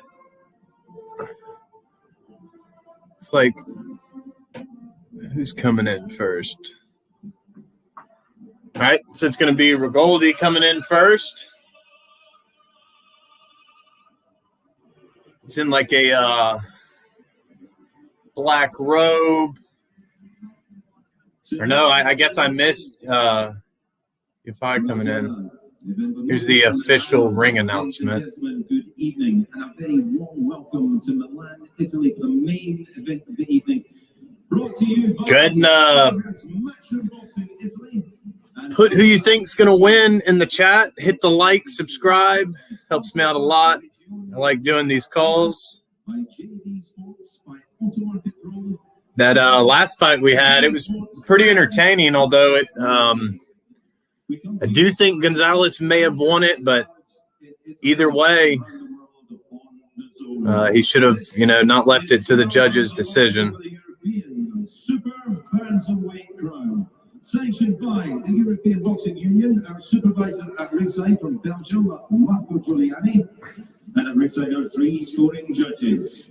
From Italy, okay, now 9th round TKO. Okay. A referee in charge from Bern, Switzerland, Fabian Guggenheim. Yeah, Yafai's on a 3 KO streak, if I remember correctly. In the blue corner stands the challenger, fight with black and gold, weighed in at 55.05 kilos, or 121.4 pounds. From 18 contests, 17 wins, only 1 defeat, with 10 big wins coming by KO. He is the former Commonwealth and WBC International Champion. But tonight, here's the challenger from Birmingham, England, Gamal, the Beast, Yafai. All right, so you heard it there. Champion getting announced now, Luca Rigoldi. 121.6 pounds. From 25 contests, 22 wins. Rigoldi will be in black trunks with red gloves. Tonight he makes the 3rd defense as the European Super Bantamweight Champion. Tatiana Italia, Luca Rigoldi.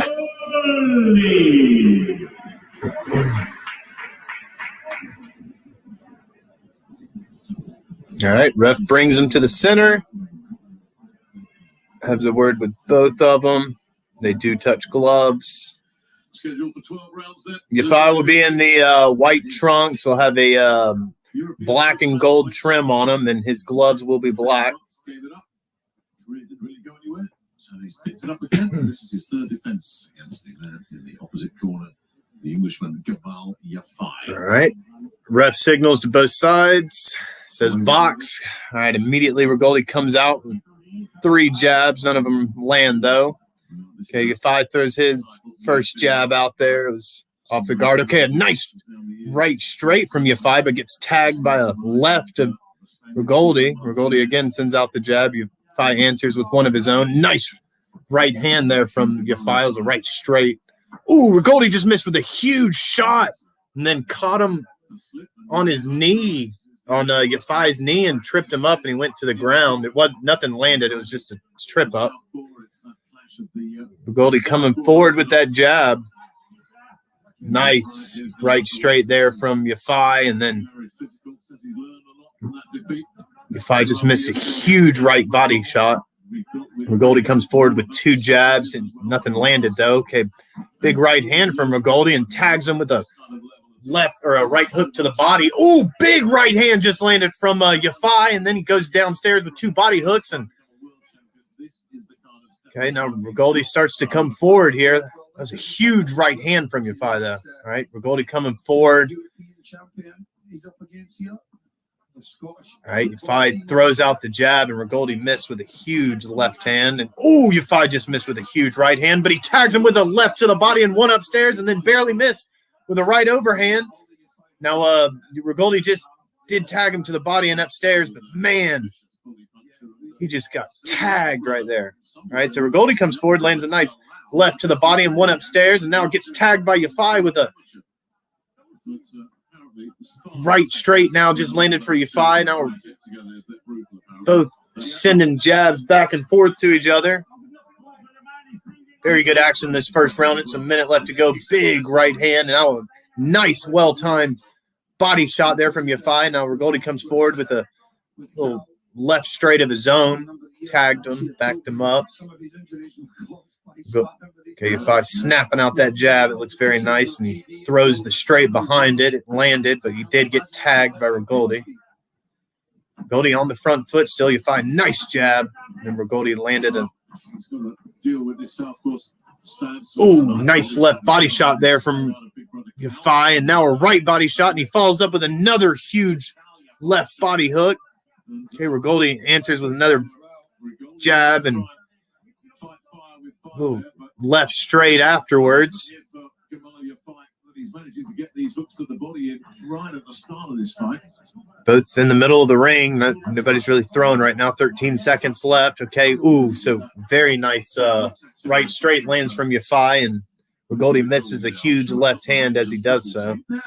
Still both in the center of the ring, searching for something, and that's the end of the round.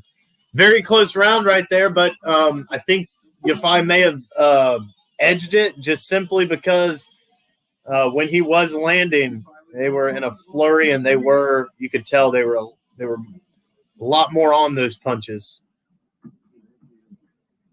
Beautiful left hooks to the body from Rigoldi, or excuse me, from Yafai. Both men look very good so far, though. Nobody's breathing hard or anything. He had that little trip in the beginning, but that was just a little bit off balanced. Yeah, they just showed Yafai's corner, and he looks good too, man. All right, so it's going to be the start of round 2. Yafai's up, ready to go. Rigoldi gets up, bell rings. British amateurs, including Gamal Yafai, he was part of that squad. See who lands first here. Both send out jabs, both don't land. Rigoldi is on the front foot here. Now, 2 jabs from Yafai, follows it up with the right straight that does land for Yafai. Rigoldi tries to land a jab afterwards, doesn't really land. Ooh, nice right straight from Yafai lands, and Rigoldi answers back with a nice left hand of his own. Ooh, nice left body shot there from Rigoldi, but he gets tagged by a huge left hand from Yafai upstairs. Rigoldi comes in with 3 punches, and they were off the guard upstairs. Goes downstairs with a right, now a left to the body. Very good stuff. Kind of backed Yafai up, but again, Yafai lands a nasty shot. A nice right to the body. Yafai, again, that right straight lands for him. Rigoldi comes in here, throws a little bit of a flurry. Nothing very clean, but does land a little bit of a right jab at the end and continues to poke it out here. Ooh, Yafai just landed a nice body shot, and Rigoldi missed with a huge left hand. Okay, Yafai landed another left straight and digs to the body with 2 body shots. Ooh, so Rigoldi just caught him with a nice left hand. It was a little left straight right down the middle. Yafai sends out his own right straight first. Then Rigoldi enters back with his, and another left straight from Rigoldi, and nice little body shot there. Comes upstairs but doesn't land. Now he lands a left and a right hand upstairs, but Yafai answers back with a huge left hand that kind of stumbled him across the ring.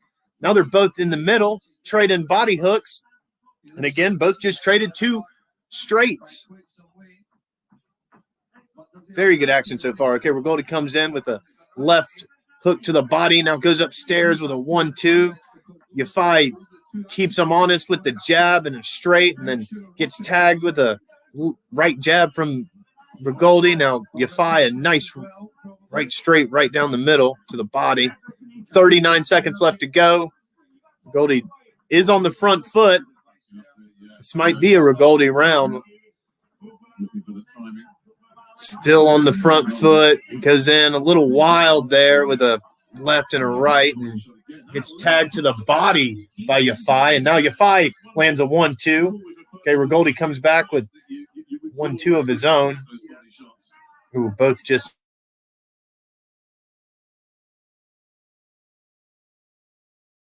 He just got tagged really, really bad.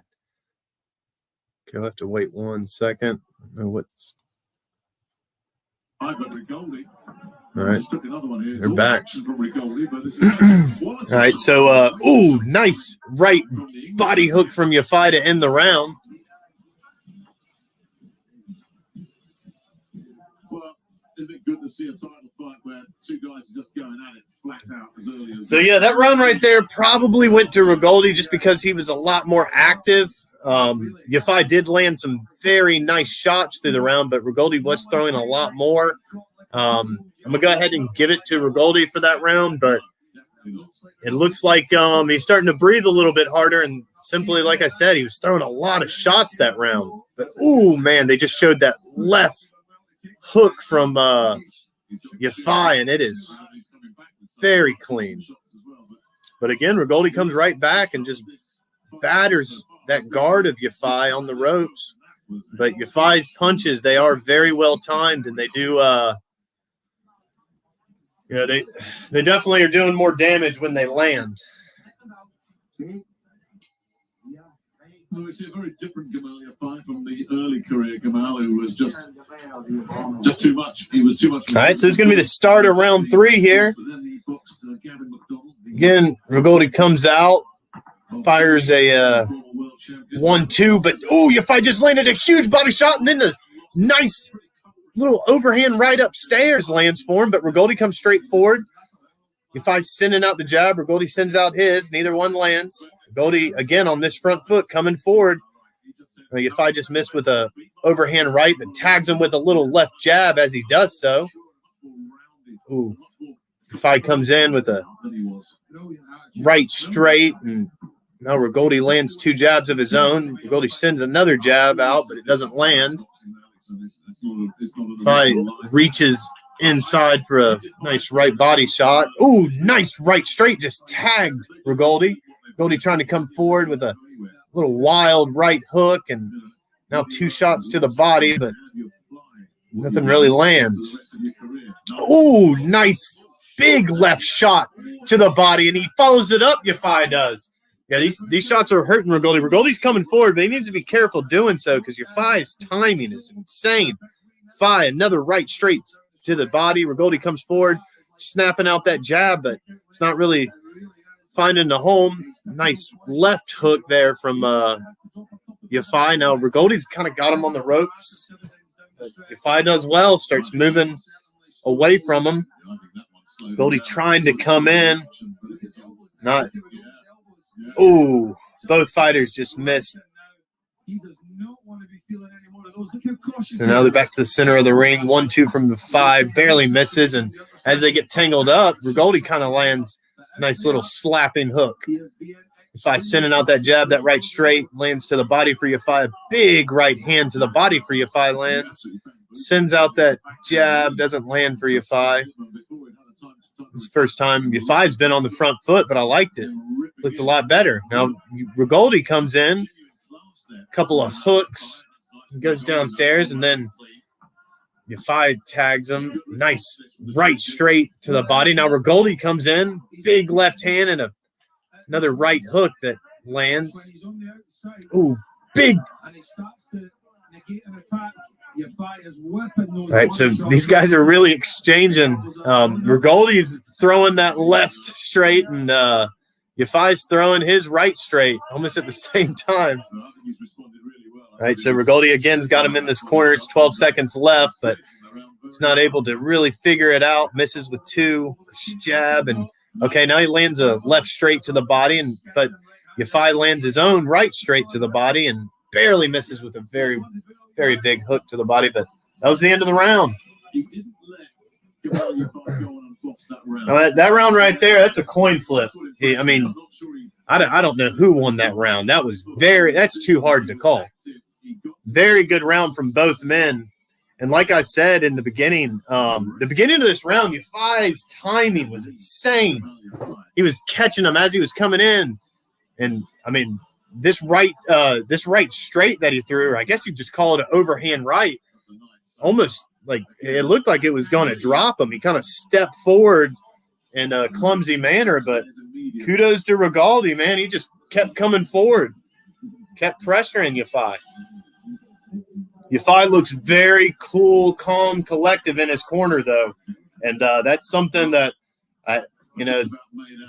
goes unnoticed, but Rigoldi looks to be breathing a little bit harder, and Yafai looks very disciplined. All right, Rigoldi again, though, comes out, sends out that jab twice, goes immediately back to trying to corner him. Yafai misses with a big right. All right, so Rigoldi trying to cut it. Oh, big right straight from Yafai landed.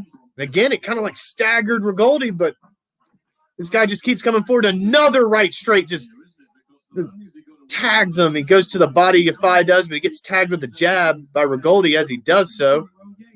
Rigoldi's coming forward. Nice 2 right hands to the body. And then ref kind of stops the action, tells Yafai to stop pushing. I don't see that, though. They're both boxing very well. All right, so Rigoldi comes in, searching with that jab. Not much on it. Now lands a left. Rigoldi does. He's searching with that jab. Yafai gets tagged again.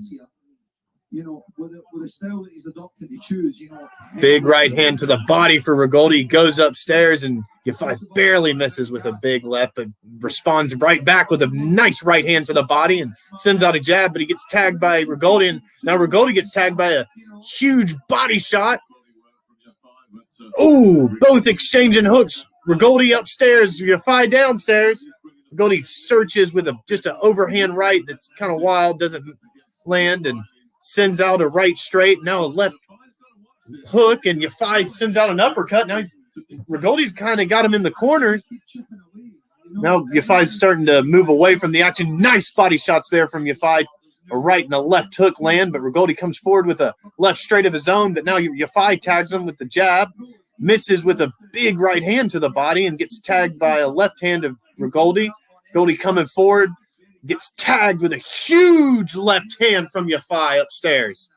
Oh, huge right body shot from Yafai.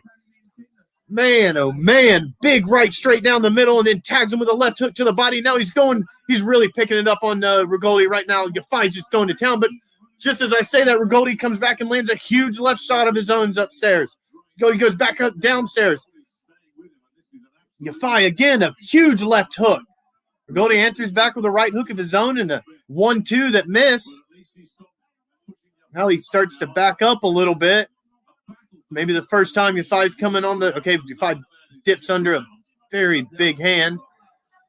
And comes forward and lands a huge right and a left, and then a left hook upstairs for Yafai. Gets tagged with a little bit of a jab by Rigoldi. 10 seconds left to go. Nice straight there from Rigoldi landed. Oh, huge right hand from Yafai. And then tags him with a left hook, and then 2 shots to the body from Yafai. Okay, that round went to Yafai. Man, oh man, Rigoldi, I mean, he's very active and he charges the guy, but man, oh man, Yafai, when he's picking his shots, those things are dangerous. He's really turning Rigoldi, but I mean, Rigoldi hasn't gone down. He has gotten staggered a little bit, but instantly recovers and just charges forward with a flurry of punches. Good job there from both men. But I think Rigoldi is going to be favored on my end, at least on that last round. Just because, I mean, these shots that he lands, especially these counter shots. But then again, like I said, I mean, as soon as you get done calling a great shot for someone, the other one answers. Ooh, they just showed that's one thing you fight. Well, it's going to be the start of round 4, so I'll save that. All right. A little bit of a corner trouble. Had to get him out. Or excuse me, it's start of round 5 here. This is both men starting to show a little bit of, I guess, respect now. They haven't thrown just yet. Yafai shoots out a jab. Okay, that right straight just landed to the chest area for Yafai, and then Rigoldi answers back with a little jab of his own. Both footwork from both men are pretty good. Yafai missed with a little search and hook there. Ooh, right straight lands for Yafai, and he dips out of the way of a counter left. Ooh, big right hand. Big right straight right down the middle from Yafai lands. Ooh. Rigoldi lands a nice little left straight of his own. Yafai fires a little overhand right, and Rigoldi comes forward a little wildly throwing punches, but kudos to his footwork. Gets out of the way. Now Yafai just landed a 1-2. Very nice stuff from Yafai. Rigoldi comes forward with a jab. Now Yafai on this front foot. And both men again showing respect. Ooh, big hook to the body. Left hook from Yafai lands. And okay, Rigoldi comes in with a left straight of his own, followed up by a little right overhand, but Yafai turns out of the way. Again, does the same thing. He's like a matador in there. Okay. Ooh, very nice right straight from Yafai lands, and he dips out of the way of the jab. Okay, Rigoldi lands a nice little short hook, but gets tagged with a left body shot by Yafai. Yafai circles around from it. Rigoldi back on the front foot, comes in. A little bit of a sloppy punch, didn't land. Now Yafai lands a right straight of his own. 1:18 left to go. Again, Rigoldi searching with that jab, comes in with a left hook. It didn't really land. Now Yafai's on that front foot, lands a nice body shot. One upstairs, kind of was off the guard. Rigoldi trying to come in here. He's not able to. 57 seconds left to go. Ooh. Okay, so Rigoldi's got him a little bit on the ropes here, but tagged him a little bit. Now Yafai missed with a big overhand right. Oh, man. Yeah, Rigoldi's getting very tired. Yafai just missed 2 big overhand rights, though, and Rigoldi lands a nice little hook upstairs and gets tagged by 2 huge left body shots from Yafai back-to-back. Another 1-2. Yafai just staying in the center, shoots out that right straight. It doesn't land. They kind of get tangled up here. The ref's going to separate. Right, meet in the center. That's the end of the round. Man, another good round. Goodness, I don't know who to pick here. Okay, so that round's going to go to Yafai.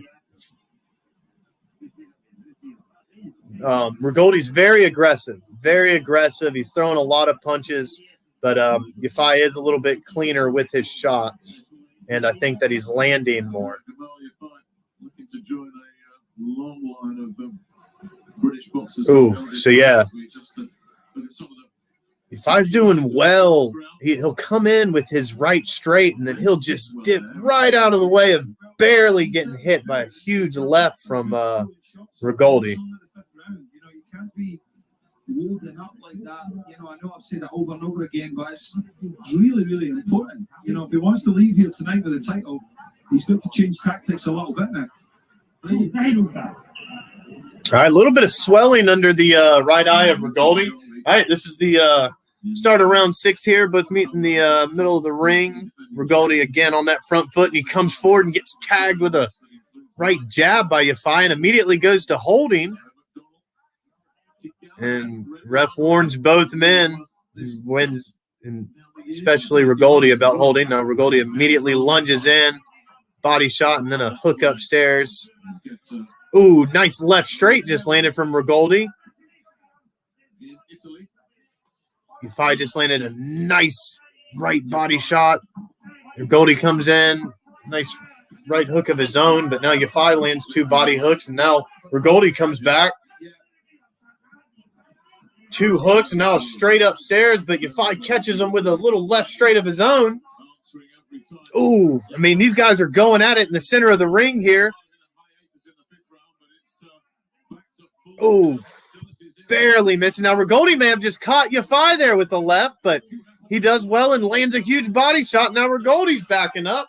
Rigoldi throws out that left overhand, and it misses. Oh, tags. Yafai just tagged him to the body, but Rigoldi is moving and jabbing. Now, Yafai comes in, big left hand to the body, one upstairs. Yafai's big left hand. Now Rigoldi's going with a couple of digging hooks. And now he's missing really bad upstairs, but tags him with a jab at the end of it. Now Yafai just missed with a very wide shot to the body and gets tagged with a 1-2 from Rigoldi. Now Rigoldi barely misses with a right overhand right. Yafai comes back, a 1-2, and then a little left to the body. Now Rigoldi lands at just a left overhand right upstairs. Again, Rigoldi on this front foot, sends out the jab, goes to the body, and then gets tagged real hard by Yafai with 2 huge body shots, and Yafai goes right back downstairs again with 2 huge body shots. Rigoldi comes forward with that left overhand, but it's not really landing. Landed right there to the body, and then the ref warns Yafai about leaning in too far with his head. All right, so Yafai both meet back in the middle, and I don't know what that was from Rigoldi, but he just missed like a 5-punch flurry that looked very tired. And Yafai comes back, lands 2 nice body shots, one upstairs, gets tagged by a little right from Rigoldi, though, on the end of it.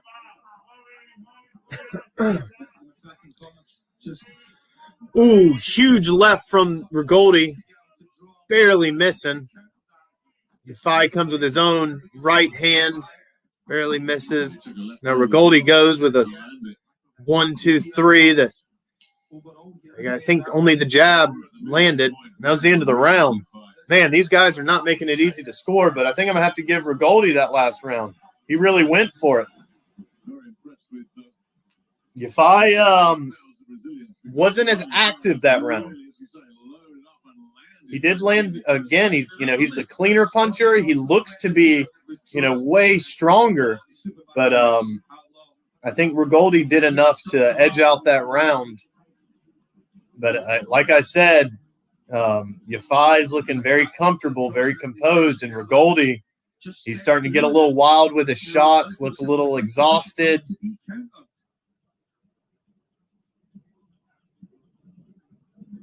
And they get clinched in the inside of each other. It's Rigoldi who usually ends up winning. A little bit busier towards the end of the round there, letting the hands go a little bit more.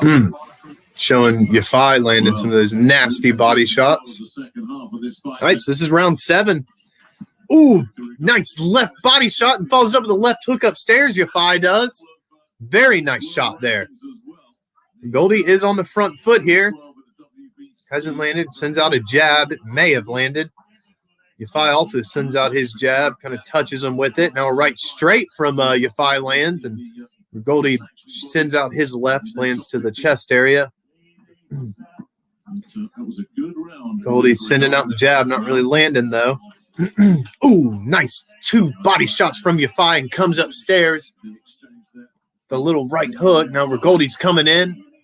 Little 1-2, but gets spun around. Good footwork there from Yafai, and Yafai starts to go to town on that body and tags him with a left straight, but here comes Rigoldi again. Little jab upstairs, and now little uppercut. Not very clean, though, and Yafai tags him with a 2-punch combination of his own. Rigoldi spins around, misses 2 wild hooks, lands a right finally. Yafai just tagged him with 2 body shots and circles out. Yafai getting backed up on the ropes, and Rigoldi's landing a few body shots here, but Yafai answers back, and now Yafai turns him well and lands a nice little left straight there, or excuse me, a right straight, and follows it up with a jab. Now huge right hand to the body from Yafai lands. Okay, so Rigoldi, nice little overhand left lands from him, both in the center of the ring, and Yafai stepping out of the way of a very wild left and right. Now Yafai fires his own 1-2 and misses. They come together here. Yafai kind of lands a couple of body shots, but it's quickly clinched up. The ref separates. It's 1:03 left to go in this 7th round. Both in the center here. Looks like Yafai's trying to establish this front foot. Nobody's landing just yet. We're just circling each other. Okay, nice little left lands there from Rigoldi, but Yafai comes in with a left to the body, and ooh, a huge uppercut just land for him. Thought it stunned him there. Now Rigoldi landed a big left. Okay, Yafai looks like he's starting to get a little bit looser now, snapping out that jab. Little right straight. Then Rigoldi barely misses on a left. Now Rigoldi's back on this front foot and 1-2 and follows it up with a couple of lefts to the body, misses, and Yafai tags him with a right straight of his own, and now one to the body, and both land simultaneous hooks on each other. Both Yafai just missed a huge right shot. Rigoldi circling around from him now. Both miss right at the end there. Yafai goes downstairs with a straight, and that's the end of the round. Man, that was another good round. Another hard round to judge. It's Rigoldi is staying on that front foot, and I think that's what he thinks is going to win, because he was coming in and kind of rushing in with punches. They're not the most clean, but if you watched the last fight or you heard the last fight, it may be enough for him to win. But I think Yafai definitely won that last round, and he definitely looks like the fresher opponent.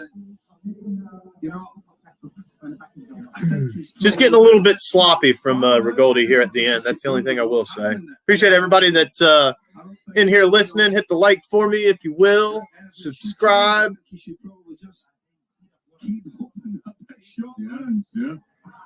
All right, so this is going to be the start of round 8, and immediately Rigoldi just charges out. And he's searching for some wild hooks here. Now Yafai's landing some beautiful body shots, and now a right straight right down the middle, and Rigoldi comes forward with, big right hand there from Rigoldi lands, and, huge uppercut from Yafai lands, and Yafai's starting to be on this front foot now, starting to send out the jab.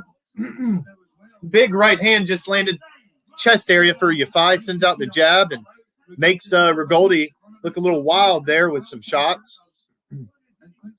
Rigoldi, a nice left hand lands, but Yafai answers with a right to the body, and now Yafai's got him against the ropes. Huge right hand upstairs, lands after a left body shot, but doesn't seem to affect him. Rigoldi comes right forward, throws a left overhand of his own. He's kind of off the guard.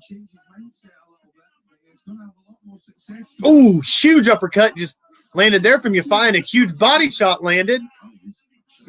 Little left straight lands for Rigoldi, but Yafai is really, really, really digging with some of these body shots. Rigoldi's following him around.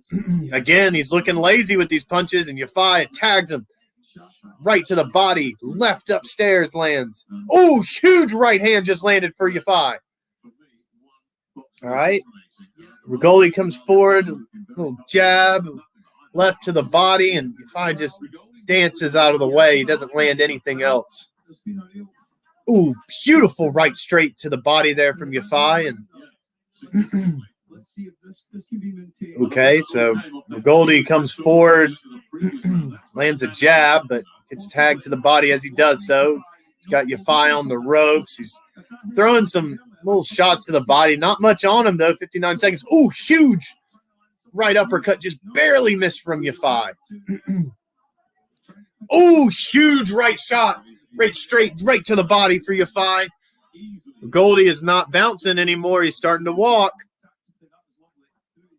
He's very... Okay, so they warned Yafai about his head, but I don't know, man. All right, so Rigoldi comes forward, a nice little 1-2, and then follows it up, and it's a slapping hook. A very nice little right straight down the middle from Yafai. Little 3-punch flurry from Rigoldi lands. Nice right hand from Yafai. Big body shots landed. So, yeah, Yafai lands a nice right to the body, but he does get tagged with a little left there. They're both kind of clinched up. All right, so warned Yafai about pushing. That was the end of the round. Whew. All right, so that round's definitely going to Yafai, but I don't know how Rigoldi is staying up through some of these shots, man. They're really, really, really beautiful shots. But, yeah, like I was saying, man, the later this goes, Yafai is just looking like, he's outclassing the guy because he is the cleaner puncher. And Rigoldi's getting a little bit sloppy. He's kind of like lunging in, and as he does so, getting tagged with uppercuts. I mean, some of these uppercuts, Yafai is just barely missing. If that landed, it may have been night-night.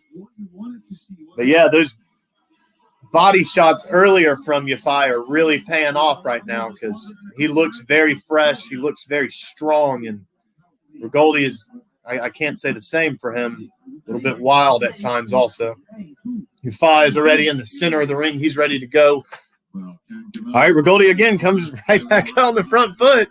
He's landed a little nice jab, now a little left, but gets tagged there from Yafai. Ooh, Yafai got tagged there by a right hand. Ooh, nice left hook upstairs from Rigoldi, and that uppercut just landed.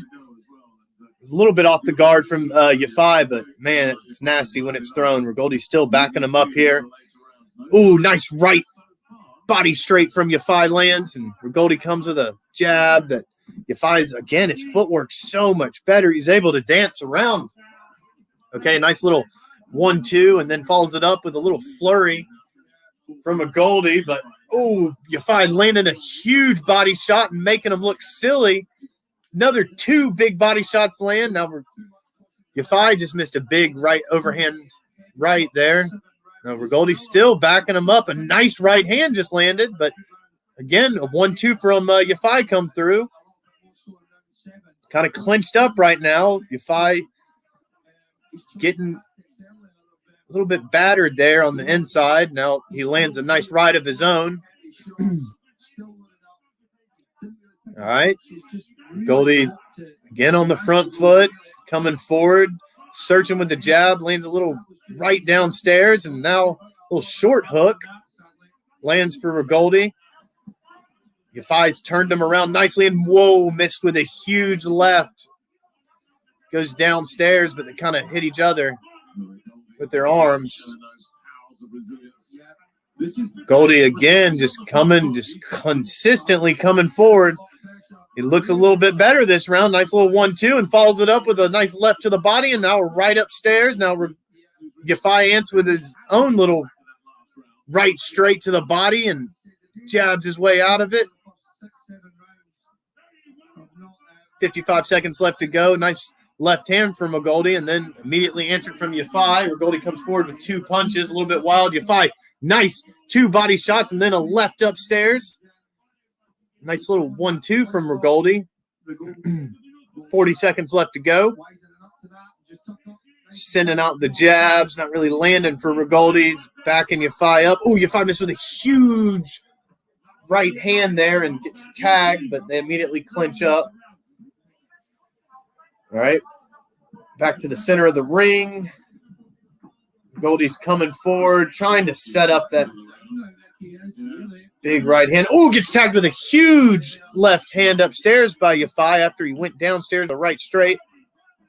Oh, big left hand there from Rigoldi landed. Gets jabbed, though, on the way out by Yafai. Another big left hand landed for Rigoldi. That was a lot better from Rigoldi. He definitely picked up the pace. I think, man, this is going to be hard to call. He looked a lot better that round. I don't know.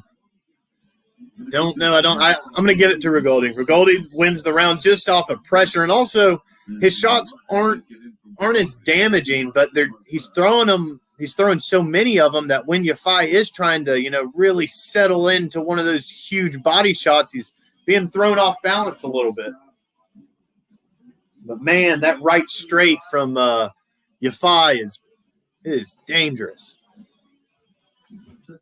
Yeah, they're showing a couple of the highlights, and Rigoldi's doing very well there. I liked Yafai when he was on the front foot. I don't know why he's abandoning. Maybe he just thinks that Rigoldi will tire out. And again, Rigoldi comes out, snapping the jab out on the front foot, but gets tagged by a huge right hand from Yafai. Comes straight back with a left of his own, barely misses with the left hook. Now Yafai goes downstairs, gets tagged upstairs by Rigoldi, and now Yafai answers with a big right straight and then a left hook afterwards. Another right straight right down the middle. So Rigoldi's just coming forward still. Ooh, nice little left hook there from Rigoldi, and now answered with another right. Ooh, both of them just really going at each other in the center of the ring, and finally, big left hand just landed for Yafai upstairs. Circles away. Rigoldi's coming forward. Lands a little left straight. Now one up top. Ooh, right straight from Yafai lands and follows it up with a little hook to the body. Ooh, Rigoldi just got tagged by a huge right from Yafai. Now Yafai's on the front foot. This is where he needs to be. Nice little right straight from Yafai. Okay, Rigoldi back. Okay, there you go, Yafai. I don't know if he's going to stay here. Oh, okay, so both men just kind of tangle up with each other, but Rigoldi again lands better out of that. Now Yafai just got tagged with a huge left hand. He's got to be careful here. Both Rigoldi back on the front foot, lands a big left hand, but gets tagged to the body by Yafai, and then a little bit of a left short straight. Ooh. Yafai, nice searching right straight, just landed to the chest area, and Rigoldi tags him back with a jab. Rigoldi goes downstairs and gets tagged by the left of Yafai upstairs. Now Yafai just lands a right straight right down the middle. Rigoldi's looking very tired, guys. Yafai's back to the front foot now. But he almost doesn't want to be there and kind of invites Rigoldi to get back in. Rigoldi sends out 3 punches and gets tagged really hard to the body. Then a left upstairs and a right overhand right from Yafai lands, and both men just kind of fall into each other and they tangle up, and the ref has to separate. This is round 10, 30 seconds left to go. Circle around, meet in the middle. Ooh, big left hand landed there from Yafai. Big right straight lands from Yafai, and Rigoldi is circling around him now. This is where Yafai needs to be. He's finding a lot of success this round when he's doing this. Rigoldi trying to find something here, but gets tagged with a right straight by Yafai as he's coming in. That's the end of the round. So, yeah, I'm going to give that round to Yafai. Very, very clean, effective punching from him. And Rigoldi comes out and he starts very fast and he lands a lot when, in the first 30 seconds. But after that, it almost turned into a little bit of a hugging match.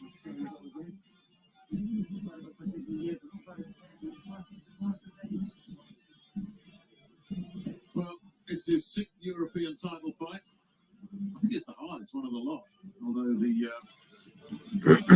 first time he won it against. Oh man, they just showed that left hook from Yafai, and that right straight to the body. Yeah, he's getting tagged by Rigoldi too. Kind of knocked the snot out of his nose there.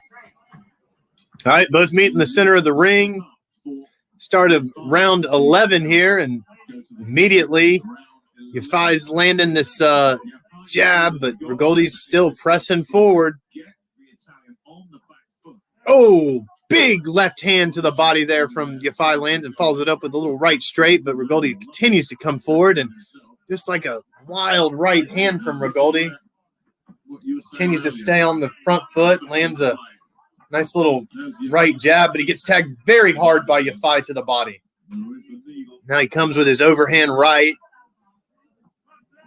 Still, ooh, very nice shot there from Yafai. It was just a stiff jab. Rigoldi again pressing. Ooh, big shot to the body there. Left hand from Rigoldi, and Yafai kind of goes forward and lands a very nice right straight of his own.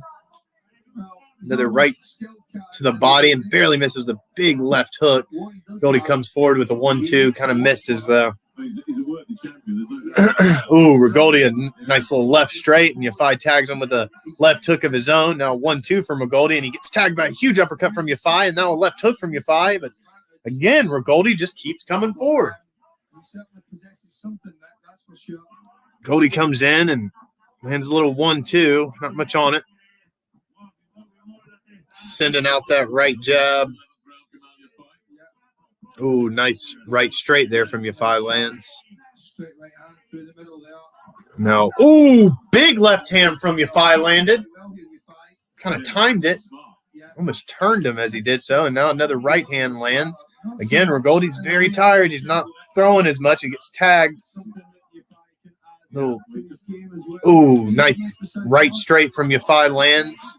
Yeah, we have not seen much of the jab at all. Could that have played a different part? Rigoldi's still on this front foot. He's trying to send out that jab a little bit. He lands a little bit of a left straight, and then he gets tagged by a right from Yafai. Ooh, big right hand from Rigoldi just landed, and Yafai missed. Big uppercut there, but does tag him with a left hand afterwards. And now Rigoldi kind of tagging him upstairs, goes to the body, but gets tagged by Yafai's body shot. Now Yafai's searching with some of these left hooks and not really landing. Rigoldi coming forward again, throwing a little bit wild, not really landing. Ooh, nice body shot, left body shot there from Rigoldi, and Yafai misses with the overhand left, and Rigoldi answers with the left, now jabs, and Yafai did land a body shot, though, as he was going in.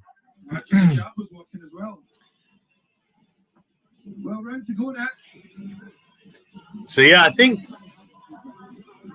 we may have a new champion. We'll have to see. There's going to be one more round, but Rigoldi's doing he's very aggressive. He's showing a lot of heart here, but as far as effective and clean punching, I don't know that he's going to win this.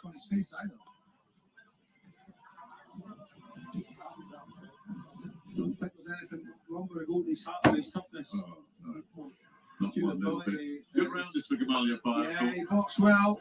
The lovely counter left hand. Yeah, these little right straights down the middle for Yafai are very good. And that, like I said, that right uppercut afterwards, it's barely missing. It was a good round for him at all. He needs a big finish. Yeah. All right. Really good Last round. All right, so here comes Rigoldi forward, sending out that jab, doesn't land. Yafai's dancing very well. Comes in. Ooh, nice right hand lands for Yafai, but he gets tagged by a right of Rigoldi as he's coming in. Now Rigoldi's backing him up. Yafai lands two nice body shots, and now an overhand right lands for Yafai. Ooh, landed another overhand right, but kind of gets tagged with a jab on the way out. Rigoldi comes in with a jab and lands, missed with a big left, but gets tagged with a right to the body by Yafai, and now Rigoldi lands a jab upstairs. Ooh, big shot just landed for Yafai. Ooh, he just barely missed with an uppercut. Okay, nice little left straight there from Rigoldi lands, and Yafai answers back with a body shot, and Rigoldi comes back with his 1-2 of his own. Now Rigoldi just very wild with his punches there. He just swinging for the fences, didn't hit anything. Comes in again and misses a little wildly. Yafai tags him with a body shot and then just turns him around. That right straight comes back down for Yafai, but he gets tagged with a 1-2 from Rigoldi as he turns around. Now Rigoldi comes forward here. Oh, Yafai just hit him with a huge left hand, and now overhand right just landed. Another big left hand just landed. He got warned for pushing, but that was a huge shot from Yafai. Now Yafai just signaled to him, let's fight. Big uppercut just landed from Yafai. This is where Yafai says, are we going to fight here or what? Yafai needs to get on that front foot. When he's on the front foot, he land any shot he wants to, but he's letting Rigoldi come forward, maybe trying to time him. 50 seconds left. They're just circling each other in the middle. Both send out jabs. Both miss. Rigoldi comes forward with two left straights that miss. Now, Yafai just landed a nice little right jab to the body, and they get clinched up. And Yafai's throwing that little short left hook. That's Rigoldi just missed with a right hook, and another left hook missed, and so did Yafai. And Yafai lands a little straight jab to the body. Rigoldi's still on this front foot here. Oh, big left hand just landed for Rigoldi again. He's got him stumbled here. He landed a right. But again, man, he searches with that right to the body. And now he's okay. That's the end of the round. My goodness. That was a lot of good action in that fight. I don't know exactly what the judges are going to decide. I know Yafai definitely on the back end of that fight was really putting on a display there, especially with his conditioning, and his footwork's phenomenal. We'll have to see who wins. We don't know who won just yet. It has been left to the judges. Hit the like, subscribe if you haven't already. It's a very good main event. These guys, I mean, they went at it. I mean, I don't know how many punches Rigoldi threw there, but that was a lot of punches. But Yafai definitely picked his shots better. I think Yafai did enough to win this, but like we saw in the previous match, I thought the Gonzalez had done enough, and he ended up winning or losing by split decision. So it's all up to the refs. But man, you can see some swelling there on Rigoldi's right side of his face where that left hook was. I mean, it was finding a home to the body and upstairs. But yeah, the right side of his face definitely swelled up a little bit from that left hook from Yafai. Man, this is a good fight, though.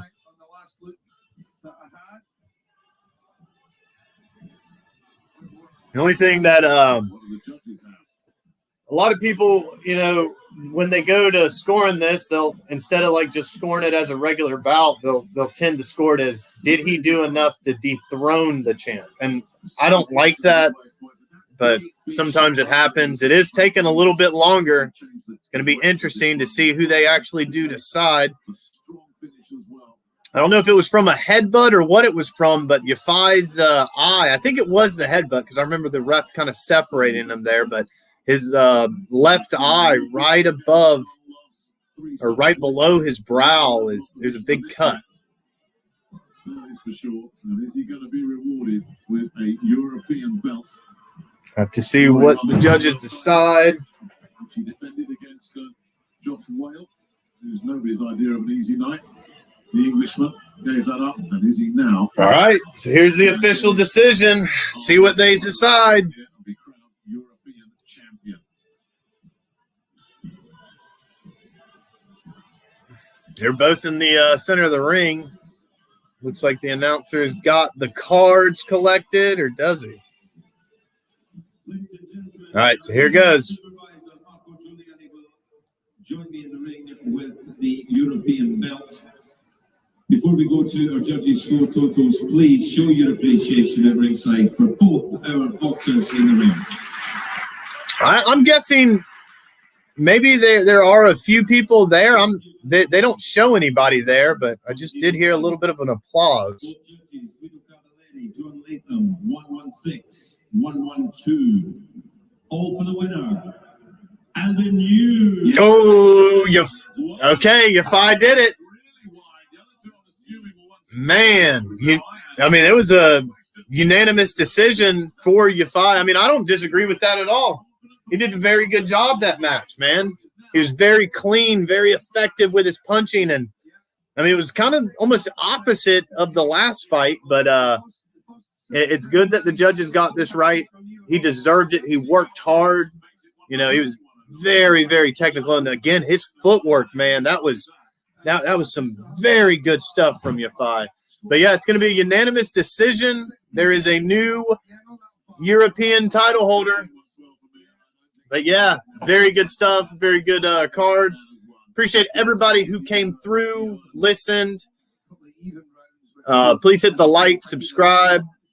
we'll be live for the Canelo card, and I'll be out of town tomorrow, but we'll be live for the Canelo card. But good stuff here from Yafai. He's going to come out the victor, and rightfully so. He's having, he's having a little moment with the belt there. You can just see he's extremely happy, and I'm happy for him to be rewarded for that performance. So great stuff.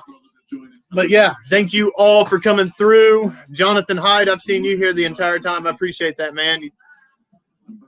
Very knowledgeable man. I've seen you posting stuff in the chat. So thank you for sticking with us. Appreciate everybody that came through.